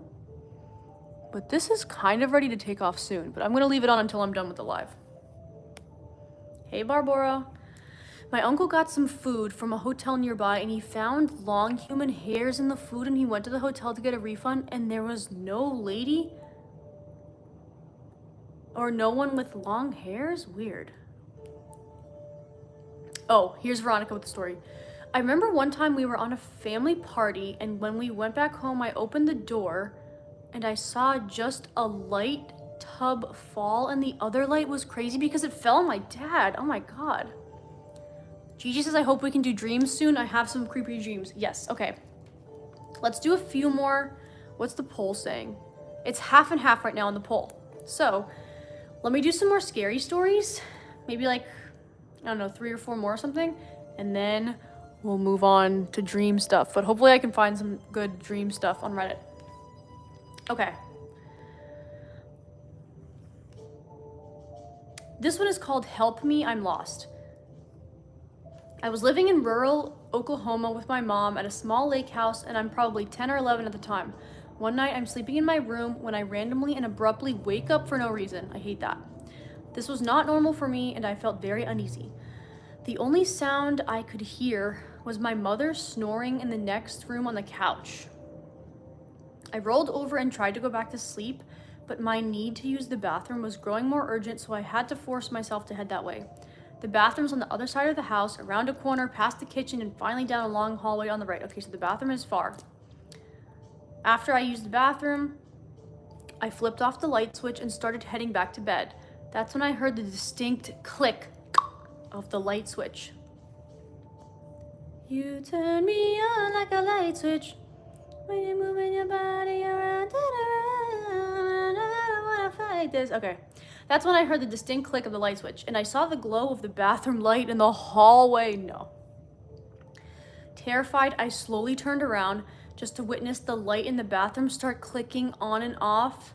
No way. Finally, it shut off completely. In the dark of the hallway, my eyes began to make out a white shape near the end of the hall. It was around my size and crouched to the floor. Oh, hell no. I'm frozen in place as my mind begins realizing that no one is home except for my mom. Then the white shape began whispering in a quiet man's voice, "Help me, I'm lost." Scary. I remember wanting to scream for my mom, but I couldn't. And instead I said no before this thing starts running at me on what sounded like all fours. No, I don't like that. I quickly ran through the kitchen and around the corner before running to my sleeping mother, shaking her awake. My mother's eyes went from dazed to alert in an instant. She asked me what was going on, and I saw her eyes look over my shoulder before she screamed. She grabs me by the arms and pulls me into my room and slams the door. She holds me in her arms with her back pressed against the door as we listen. It sounded like this thing was running around in circles in the kitchen. We could hear hands and feet slapping against the tile. The kitchen had a sliding glass door to the outside, which sounded like it was thrown open and then slammed. We sat there horrified until daybreak.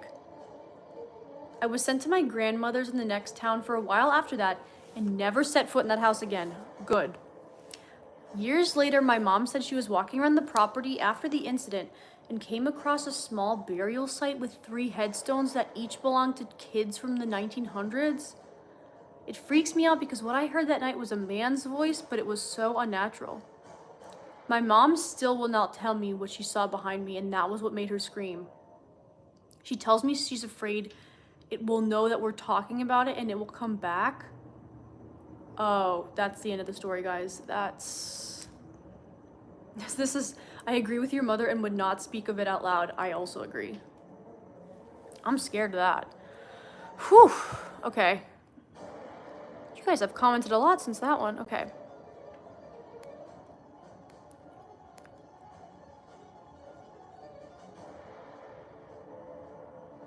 Shireen is saying something scary. He always felt someone at his back holding a knife.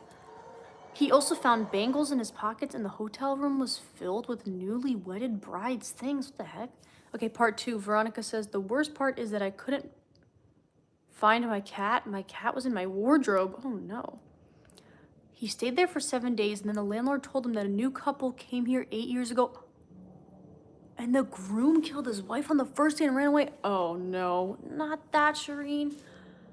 I'm gonna write my scary stories on my notebook and read it on my channel after this. Okay, sounds great, Addison. I love that. Since then, this house has been locked and no one comes here. Good. Shireen, no one needs to go in there. Am I the only one without scary stories? Barbara, honestly, you're probably better off. Lane says, what are we reading? I'm reading true scary stories on Reddit, but soon we're gonna switch over and maybe read some like dream stuff. I'm crocheting a crown while I listen to this, but I don't know if I should add crochet gems or not. I think it would look better with them, but I don't have a pattern to follow. I always love gems and rhinestones. As you guys know, I'm a very rhinestoney girl when I do my makeup, so yeah. I had a dream about kind of Fortnite, but horror. When I died by a zombie, but after I died a few times and I went back in the house and told the zombie that I won't kill him, and I did. Did I know I tried to stab him in the eye, but he caught my arm and the zombie's eyes widened, and I told him sorry, but he killed me, but I woke up and then I kept having the same dream over and over again. Haven, that is not good. I'm trying to, okay, going to dreams. There's like one recurring dream that I used to have a lot. I don't think I've had it in a while now, so I wonder if I can't remember the last time I've had it. But I used to have a recurring dream. I think this was the only recurring dream I would have, is that I would be on the beach. Maybe because I lived in Florida near the beach, this is why I had that dream, I don't know. But I always had a dream that I was like lying down on the sand on the beach and there was a tsunami that came, and like I was just still laying on the beach, like I wasn't trying to run away or anything like that. Like I was just kind of hanging out and the tsunami would like crash over the sand, but like I was totally fine. But I always remember that feeling of like the wave going over me. It was so weird, but thankfully like I think I remember being okay every time in the dream, but it's weird that I had that dream a lot. I'm not scared of water or the ocean or anything, so I wonder why. The other dream, whew. This is a recurring theme dream, but it's not the same exact dream every time. But some of you know, I left high school halfway through 11th grade, public school, and I graduated online, like I finished school online. This is not COVID school and Zoom school, this is like actual high school online. So because I never like finished high school in person, I guess my brain always thinks about that. So I have this dream very often, literally every few months, that I'm back in high school. I'm back in 11th or 12th grade and something's going on, like I have too much work to do, like too much homework or something. Like it's not really a scary dream, but I'm always on edge and like so stressed out. It's always just a stress dream that I'm back in school and it's always like so real, and then I wake up and I'm like, gotta go get my homework done, but then I remember I haven't been in high school in so many years. So I do have a recurring, to me it's kind of a nightmare because going back to school would be a nightmare for me. That's why I left. But yeah, that's like a repeating theme dream. It's always weird.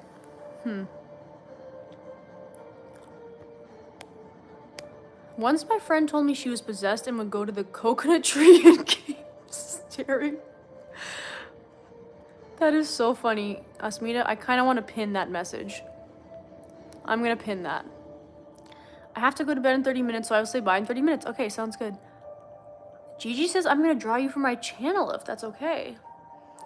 I mean, as long as you don't draw me looking like this, then that's totally fine, Gigi. Please find a good photo of me to draw and make me really cute. I'm going to have nightmares now, yep. Okay, what's the poll update? Okay, you guys still prefer the scary stories, so I'll keep continuing with some scary stories.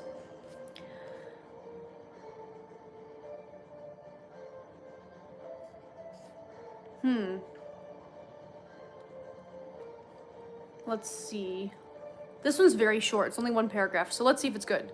The subject is not sure what this means.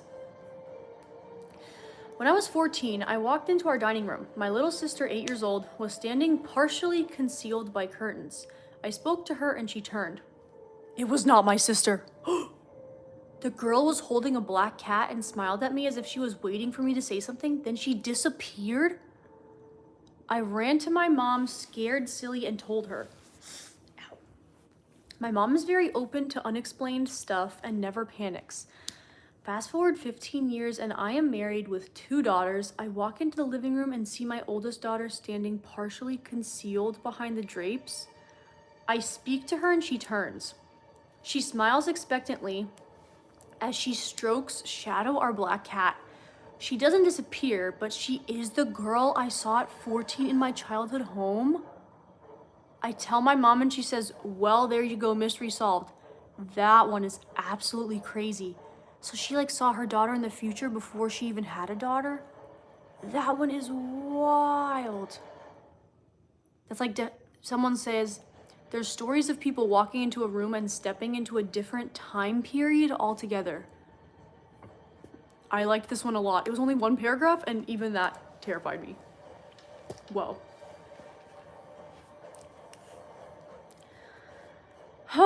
Okay.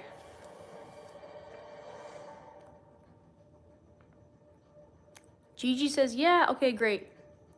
One day I was swimming in my pool and I was swimming down in the 10 feet to grab the trash that was down there, and I tried to come back up, but something was pulling me back down. There's no way. But it finally let go.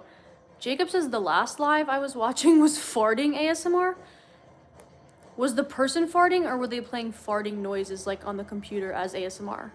Should I become a farting ASMR channel? Should I do that instead of talking? Wow. Me and my friends were hanging out. We saw a weird man that was following us. I said that we should call our parents. My friend said I should calm down. Would you calm down, Polder Express? I like that you guys call me by my username. Do you guys even know what my name is? Some of you know. My name is Paulina.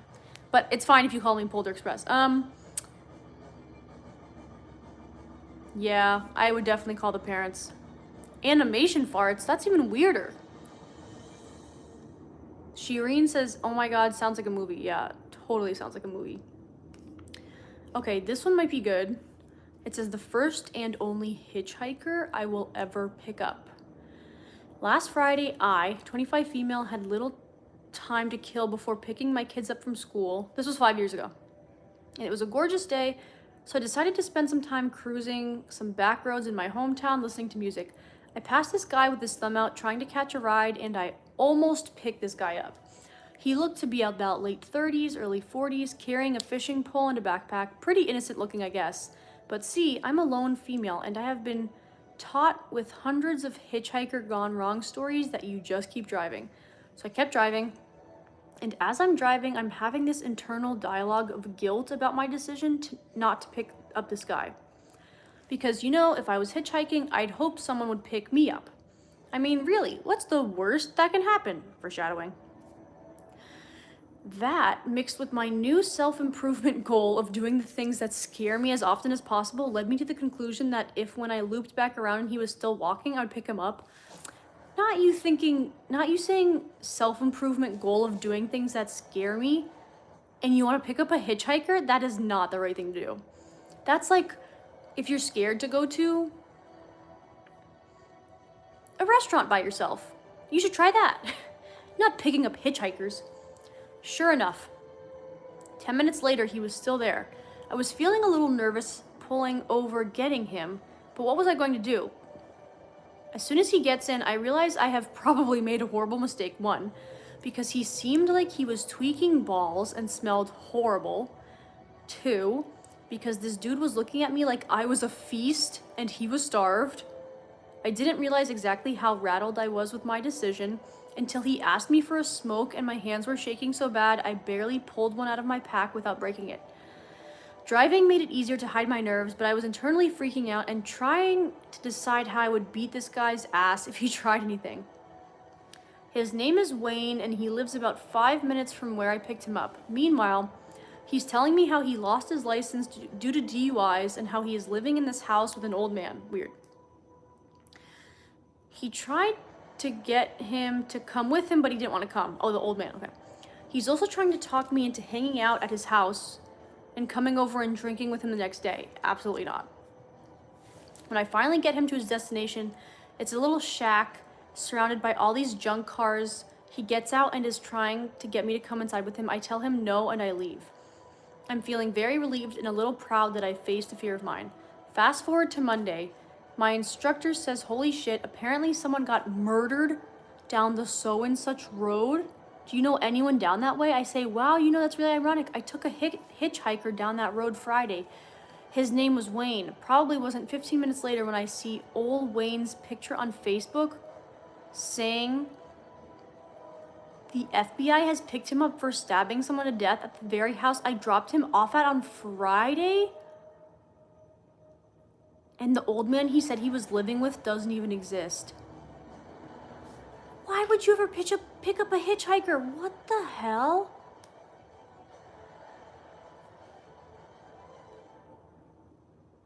That is wild.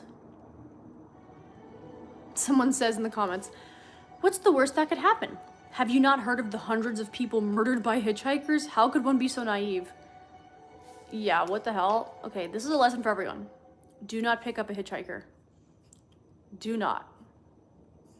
It's horrible.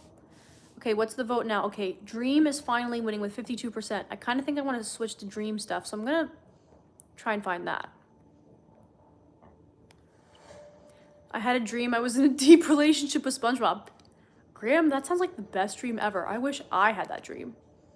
I'm craving Cheez-Its right now. I'm craving like kind of anything, but I'm also not really hungry. I had a dream that my friend was in Bikini Bottom with Patrick cheating on SpongeBob. Wait, that's so good. One day I was hiking with my mom and we were talking for 10 minutes. Then we smell cigarette smoke. Then we see this big bald mentally ill man. Then he started to talk to my mom. Oh no, Jacob. That's when you leave and run for the hills. SpongeBob was depressed, so I became his new BFF. I love that. Okay, guys. So, as of right now, dreams are the winner. So, I'll leave another scary story open in case we want to go back to it for anything. But, let's try and find some dream stuff. I'm in r/dreams.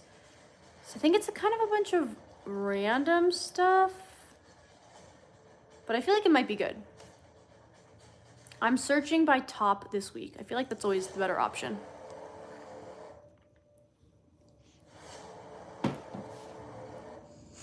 Okay. Oh, this one. I think I mentioned this. A person... Oh, wait. Actually, let's change the music because we're not doing scary anymore. What kind of music should we do? What kind of copyright-free music should we do? Probably just like lo-fi. I feel like we just need lo-fi for dream stuff. 3 hours of lo-fi beats to study to. Okay, I'm gonna do this one because the girl has blue hair in the thumbnail, so I like that. Here she is. I like this one. Gigi says, part 1. I had fallen asleep and I was at my friend's house, but it didn't look like it and I went in. Oh no.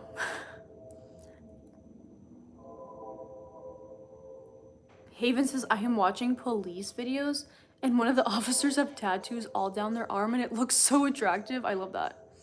That's so funny. I'm going to eat something. Bye. Okay, bye, Veronica. Okay, guys.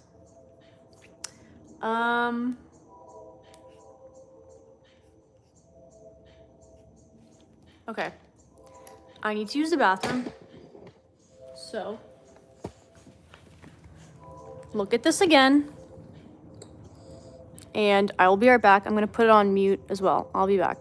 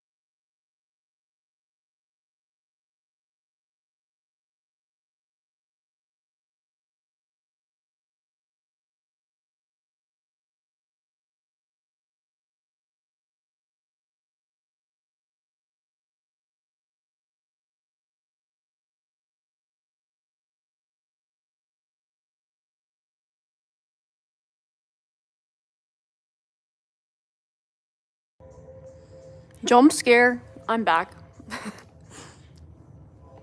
Okay.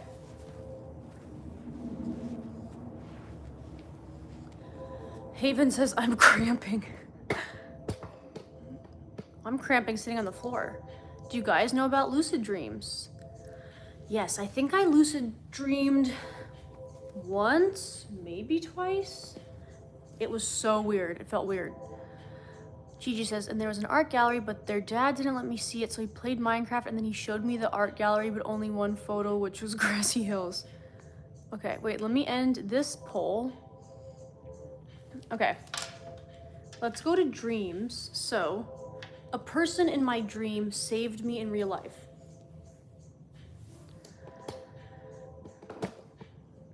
Okay.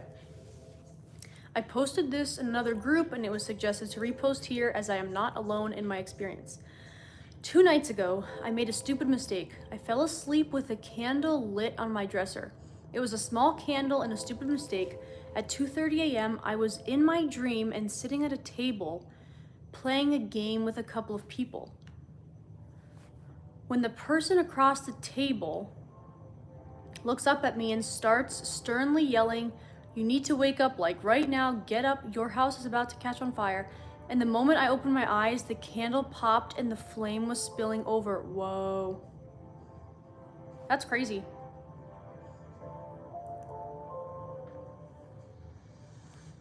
Whoa. This person commented and said, I was shaken awake one time by someone repeating, "There's a fire." I sleep alone and my bedroom door is always locked at night.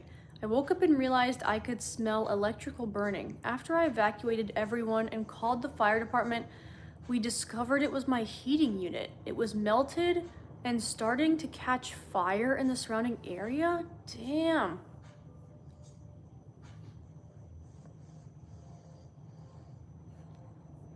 That one was weird. That one was short, but that one was weird. Please don't do that jump scare again. You best believe I will be doing that jump scare again. Wait, lucid dreaming in real life? Shireen, what is lucid dreaming in real life? Oh, I guess like not while you're sleeping? Like you're awake and doing some chores and just lucid dreaming? Is that what it is? Let me know. Every time I dream, I can't look at someone in the face because it will always be my dead grandma. She makes me wake up with paralysis. Oh no. Part 4, thrown between 2 gargoyles with emerald eyes. He said it was him sacrificing my mom. Jesus. He said couldn't tell his wife, but he let me take a picture of it on my phone. I showed my mom. Oh, I think the story's continuing. Okay, guys, so far that was a good dream one. This one, this one is just this one's not really a story. I guess it's like a study. It says, do you have dreams that are as realistic as reality? I've been wondering about this. When I'm awake, I see objects and surroundings very clearly, but when I'm dreaming, I feel like objects aren't as clear as they are in reality. Do you experience this too, or are your dreams indistinguishable from what you see in real life? How realistic are your dreams in terms of clarity? By the way, have you heard of aphantasia? It's a condition where people can't create mental images. Ooh, I wonder if this might be related to the realism of dreams. Okay, this is another good question. Maybe this is a poll question. How do I phrase it though? Oh, this is what it is. Do you have an inner monologue? And talk. Do you have an inner monologue? What I mean by that.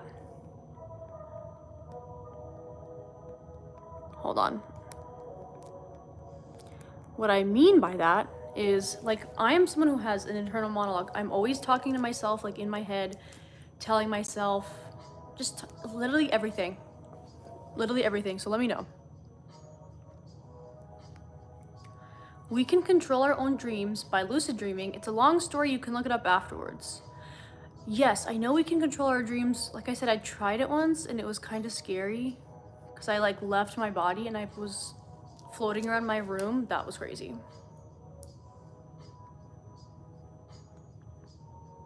I showed my mom, but she didn't look at it, and then I woke up and fell back asleep and had another dream where my entire family was sitting watching a recording where a lady said I had to sell, okay, I had to sell my skin. And my brother brought me a popsicle stick and I scooped out a perfect clay-looking chunk of skin. My parents basically sold my skin. Okay, disturbing. Okay, bye, Haven. Guys, I've been on stream for 3 hours. Maybe I'll beat my 3.5 hours from yesterday. I'll probably end this a bit soon. It's 11:45 p.m. It's almost 12. So do you guys have an inner monologue? Yes. Okay, so far most of you do. Okay, let's see what people in the comments are saying about aphantasia. This person says, I have aphantasia, so I cannot see things in my head, but this is not true for dreams. My dreams are extremely vivid and I often confuse them for reality. That is so weird. Can you guys see things in your head? That's a different question from if you have an inner monologue. So I probably should have asked that question instead, but that's okay. Right now it is 12:46. Okay, you are 1 hour ahead.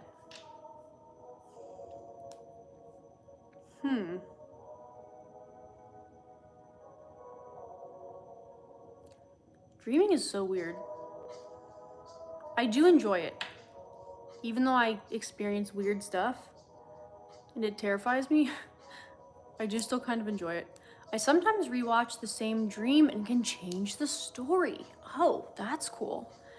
Have I done that before?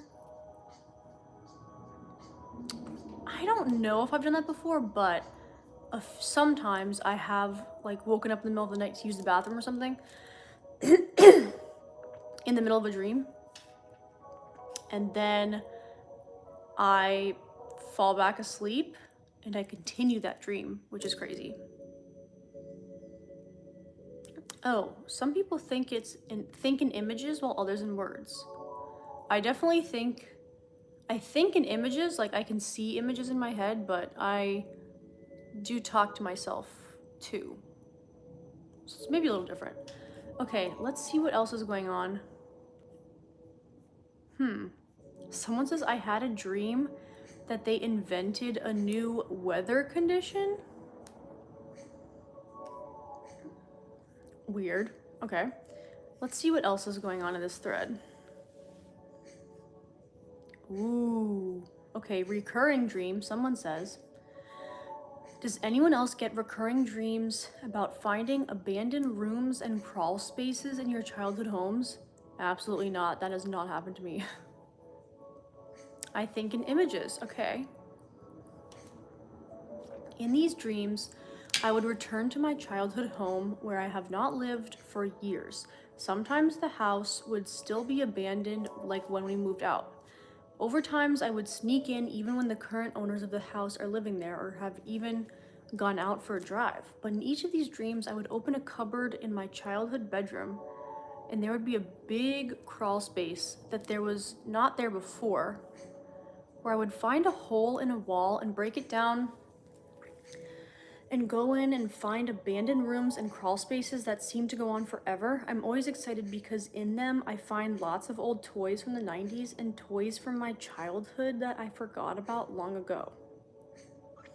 I would also find VHS home movie tapes with recordings of memories from my very early childhood on the tapes. I would explore these abandoned places and get a bag and collect rare and nostalgic toys and items and the VHS tapes with my childhood memories on them. Does anyone else have these dreams? In my most recent one, the current owners of the house caught me leaving the house with a bag of stuff from my childhood, but they called the police because they thought I was looting their house. Whoa. I've never had a dream like that. I can't relate. Yeah, can't relate. Veronica's back from eating. I will try sometimes to have inner monologues, but it will go back to On the spot, no words, no images, just void. Yet I have a great memory. Okay, interesting. Just void. How is it like, how is living life just being a void? I cannot picture that. I always need to be thinking of something, whether it's in words or images. But my favorite thing to do is before, as I'm trying to fall asleep, is make up fantasy situations in my head. Because that's always fun. Okay, y'all. Let's see. Okay, there is a tab for reoccurring dream. Oh, wait. I don't really know how to use Reddit. Like, there's a tab. Oh, wait, there's a lucid dreaming subreddit. Guys, we're gonna have to do a dreaming Reddit night, maybe tomorrow night. There's dream interpretation subreddit. That one's gonna be good. We can all interpret someone's dream together. There's a lucid dreaming subreddit, and there's a nightmares one. And there's a precognition. Oh, that one's gonna be good. Oh.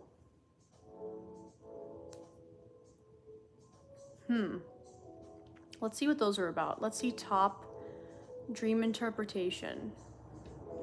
Let's see if this thread is any good, because if so, I can add this to a future live.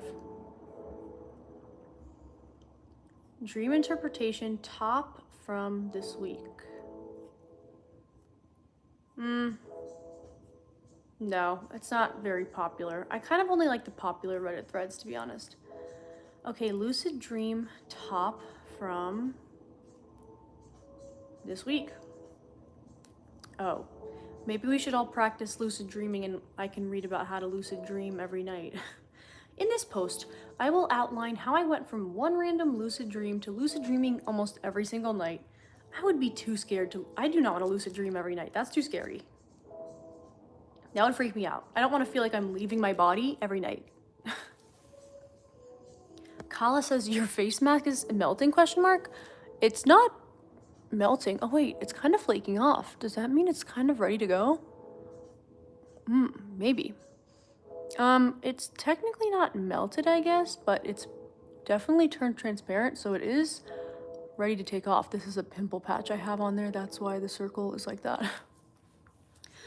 My dreams depend on what content I'm consuming. If it's movies, then they are like a movie. Last time I had a dream, like I was watching too many movie explanations. Princess says, you're so pretty. Thank you, guys. Okay, most of you guys have an inner monologue, so that's good. Sleeping is just death being shy. I kind of like that. Thank you, everyone, for the compliments tonight. You guys think I'm pretty even though I look like this? That is so nice of you. I really appreciate it. Okay. Lucid dreaming. Nah, I don't want to read that one. Let's see the nightmares one. Top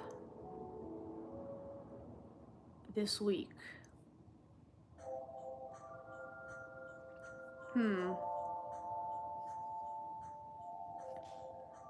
Maybe we'll read the dreaming nightmares one stuff later. Precognition. Oh, that was the one I wanted to check. Let's see what that one's even about. Wait, top. This week. That one I feel like we need to save.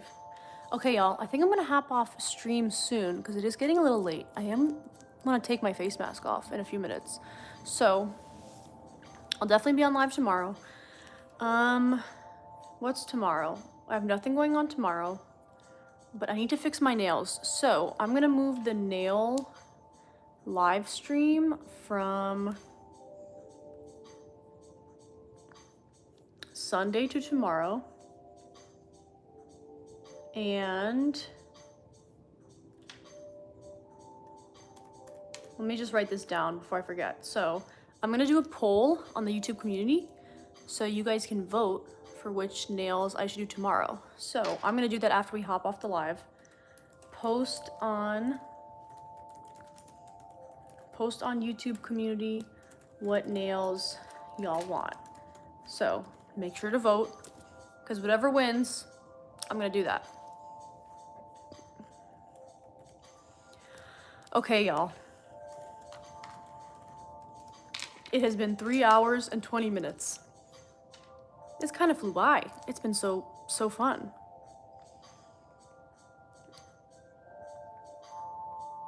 I popped in at the right time. I don't lucid dream, but I do edit my dreams because I like writing. I get so in the mindset of making stories that my brain can edit my dreams. Interesting. Oh, that kind of reminds me. So, I'm not a writer or anything, but I had like 2 ideas for books when I was younger. One of them I wrote like 70,000 words for a book. I never finished it, but I probably got like 60% done, so that was like secret life I had back then. But one time I had a dream. This was back when I was watching Teen Wolf. One time I had a dream that I was like 14 years old at like an acting theater summer camp or sleepaway camp or something. And then Dylan O'Brien, he was like also 14 years old, like we were the same age. He sat next to me and I think like I looked at him and he looked at me or something, and he was like, oh, so I guess we're friends now or something like that. So anyway, I don't remember more than that with the dream, but anyway, that dream, then I came up with a whole book idea about it, and the book idea is so good. I need to tell you guys in another live because it's a long story. I have a notebook with notes. Probably never gonna write that story, but it's crazy that from that dream I came up with like a story, you know, a book idea. That was actually pretty cool. Okay.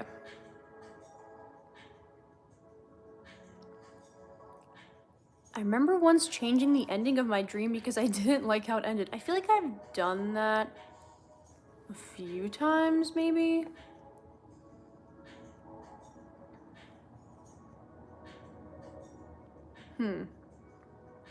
Gigi says, what's your favorite song for the video? Wait, you drew me so quickly already?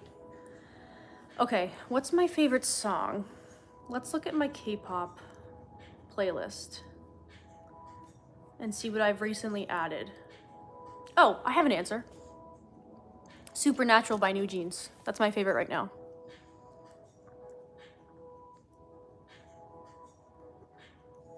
Bye, Lillian. Gigi says, what's your favorite book? Someone asked me this, I think, yesterday. My favorite book is called I'll Give You the Sun by Jandy Nelson. And I also love The Little Prince, classic. A coma is just God saying never mind. Wait, that's also so funny. I love that. Okay, Gigi says I'm gonna post it right now. I have come up with songs and stories for novels. Yeah, coming up with a novel was fun, but only one of my novel ideas happened from a dream. But like the dream, I just felt like I knew him. Dylan O'Brien from Teen Wolf, my fave. I was like, oh. I looked at him and I was like, oh, I guess we're gonna be best friends now at the sleepaway camp because we sat next to each other. I need to read more books, TBH. TBH. I was an avid book reader my whole life until I started watching K-dramas, and then I got too invested in them. And I haven't read really many books in the past like 2 years, unfortunately. But I like to read the webtoons. I've read a few. When I say a few, I mean I've only read 2. But I have to read the K-dramas because of the subtitles. So I like to think that I am still an avid reader, just of dialogue, mostly. Okay, y'all, do you have an inner monologue? Most of you said yes. It's so weird for those who said no. Yes, Gigi, Supernatural. That song by New Jeans is my favorite right now. Okay, I feel like I'm gonna hop off in a few minutes, I think. I'm gonna save some other Reddit threads for us to look at another day. I don't know about tomorrow, but maybe another day. But, yeah, I feel like we need to do like a dream Reddit deep dive discussion day.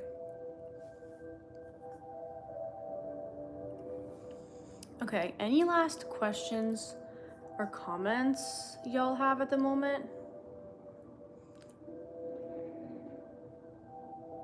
I was obsessed with books until I discovered YouTube. So real as well. That's so funny. Zivin is where you can watch all anime for free. Is that a secret legal site? Not that I care, but I'm just curious. I'm starting to feel randomly tired. Okay, y'all.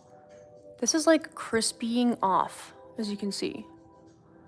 So I feel like it's been on for a good amount of time.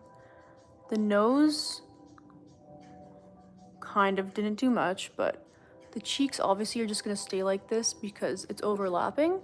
But yeah, this kind of worked in like 3 hours. So good to know because I have to film a video. This brand is sending me transparent sheet masks, but I wanted to try what it was like before I filmed the video, so I was not surprised. So it's good to know that I know how it works, and it works pretty quickly because I had a video idea of either doing, I'll tell you in a second, let me find my video idea. Okay, my video idea is wearing four transparent sheet masks for 4 nights in a row, or wearing 4 of the transparent sheet masks in one day and replacing it every like 3 hours until like when it turns transparent, that's when I change it to see if I can get like maximum glass skin. So I feel like the second option is more fun. Wearing the 4 sheet masks in one day. It just means I'm gonna have to wake up early to make sure I have enough time in the day to change all the sheet masks, but yeah. 30% of people just don't have an inner monologue. I know, Shireen, that's crazy. Okay, so I think that's it for now. Hamza says interesting.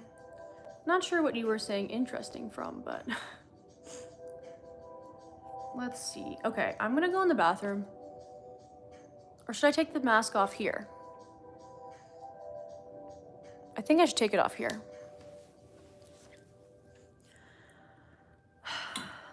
I'm suddenly getting tired.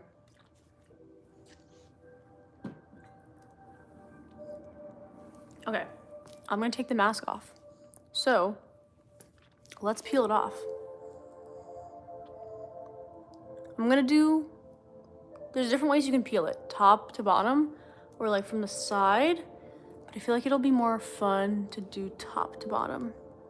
Okay. Let's see if I got that glass skin. Oh my god, this is so weird. I feel like a snake.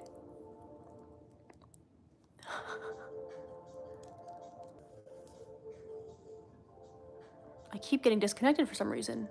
Maybe that's the universe telling me I need to end the live. Okay. Here I am peeling my skin off. Whoa. Ow.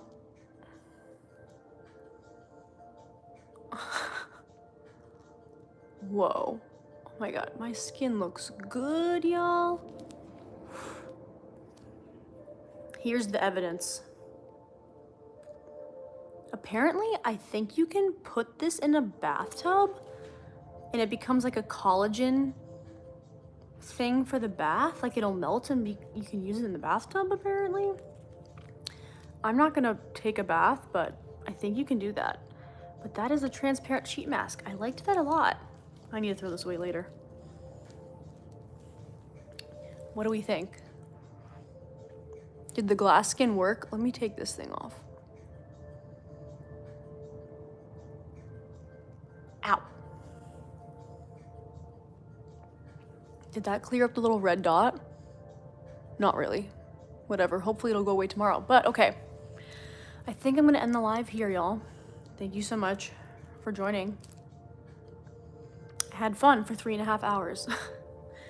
So, stay tuned because like in a few minutes I'm gonna post on YouTube community. Actually, you guys can stay on for a second while I do that. Let me see, because I ordered a bunch of new nail stuff. Hold on, I gotta charge my phone.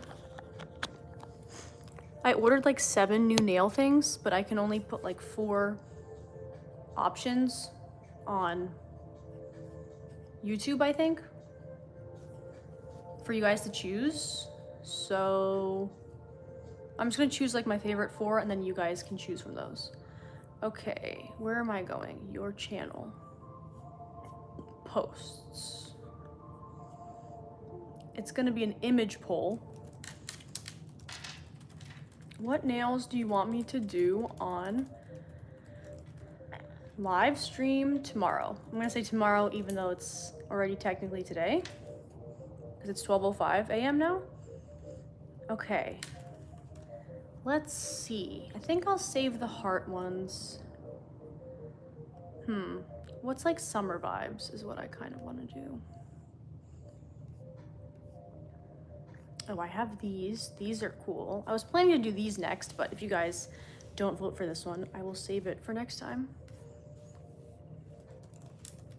I'm just looking through my orders on Amazon so I can grab the screenshots from it.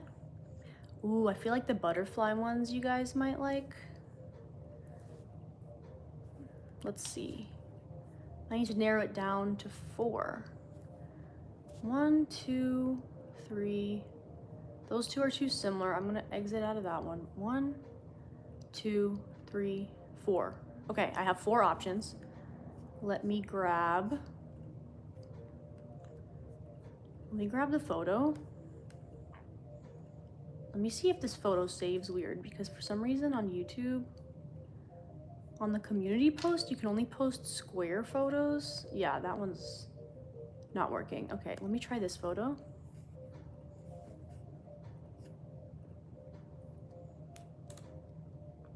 Image exceeds the aspect ratio. Okay, guys, let me take a screenshot.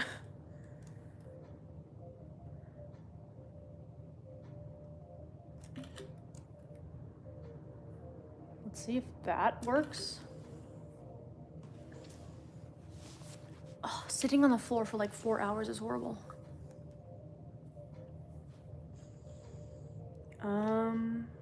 Let's see if this screenshot worked.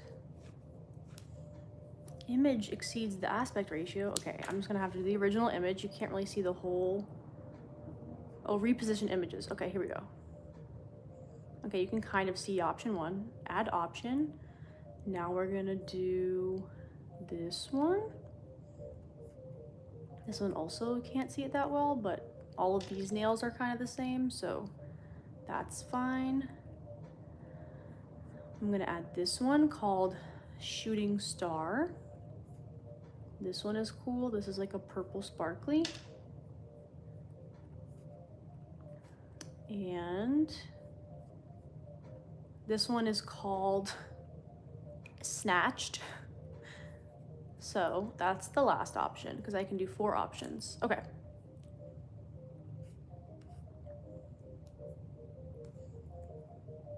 Okay, just posted on YouTube community. What nails do you want me to do on live stream tomorrow? Make sure you go vote, because whatever wins is what I will be doing tomorrow. Probably around 12 or 1 p.m. PST nails live stream.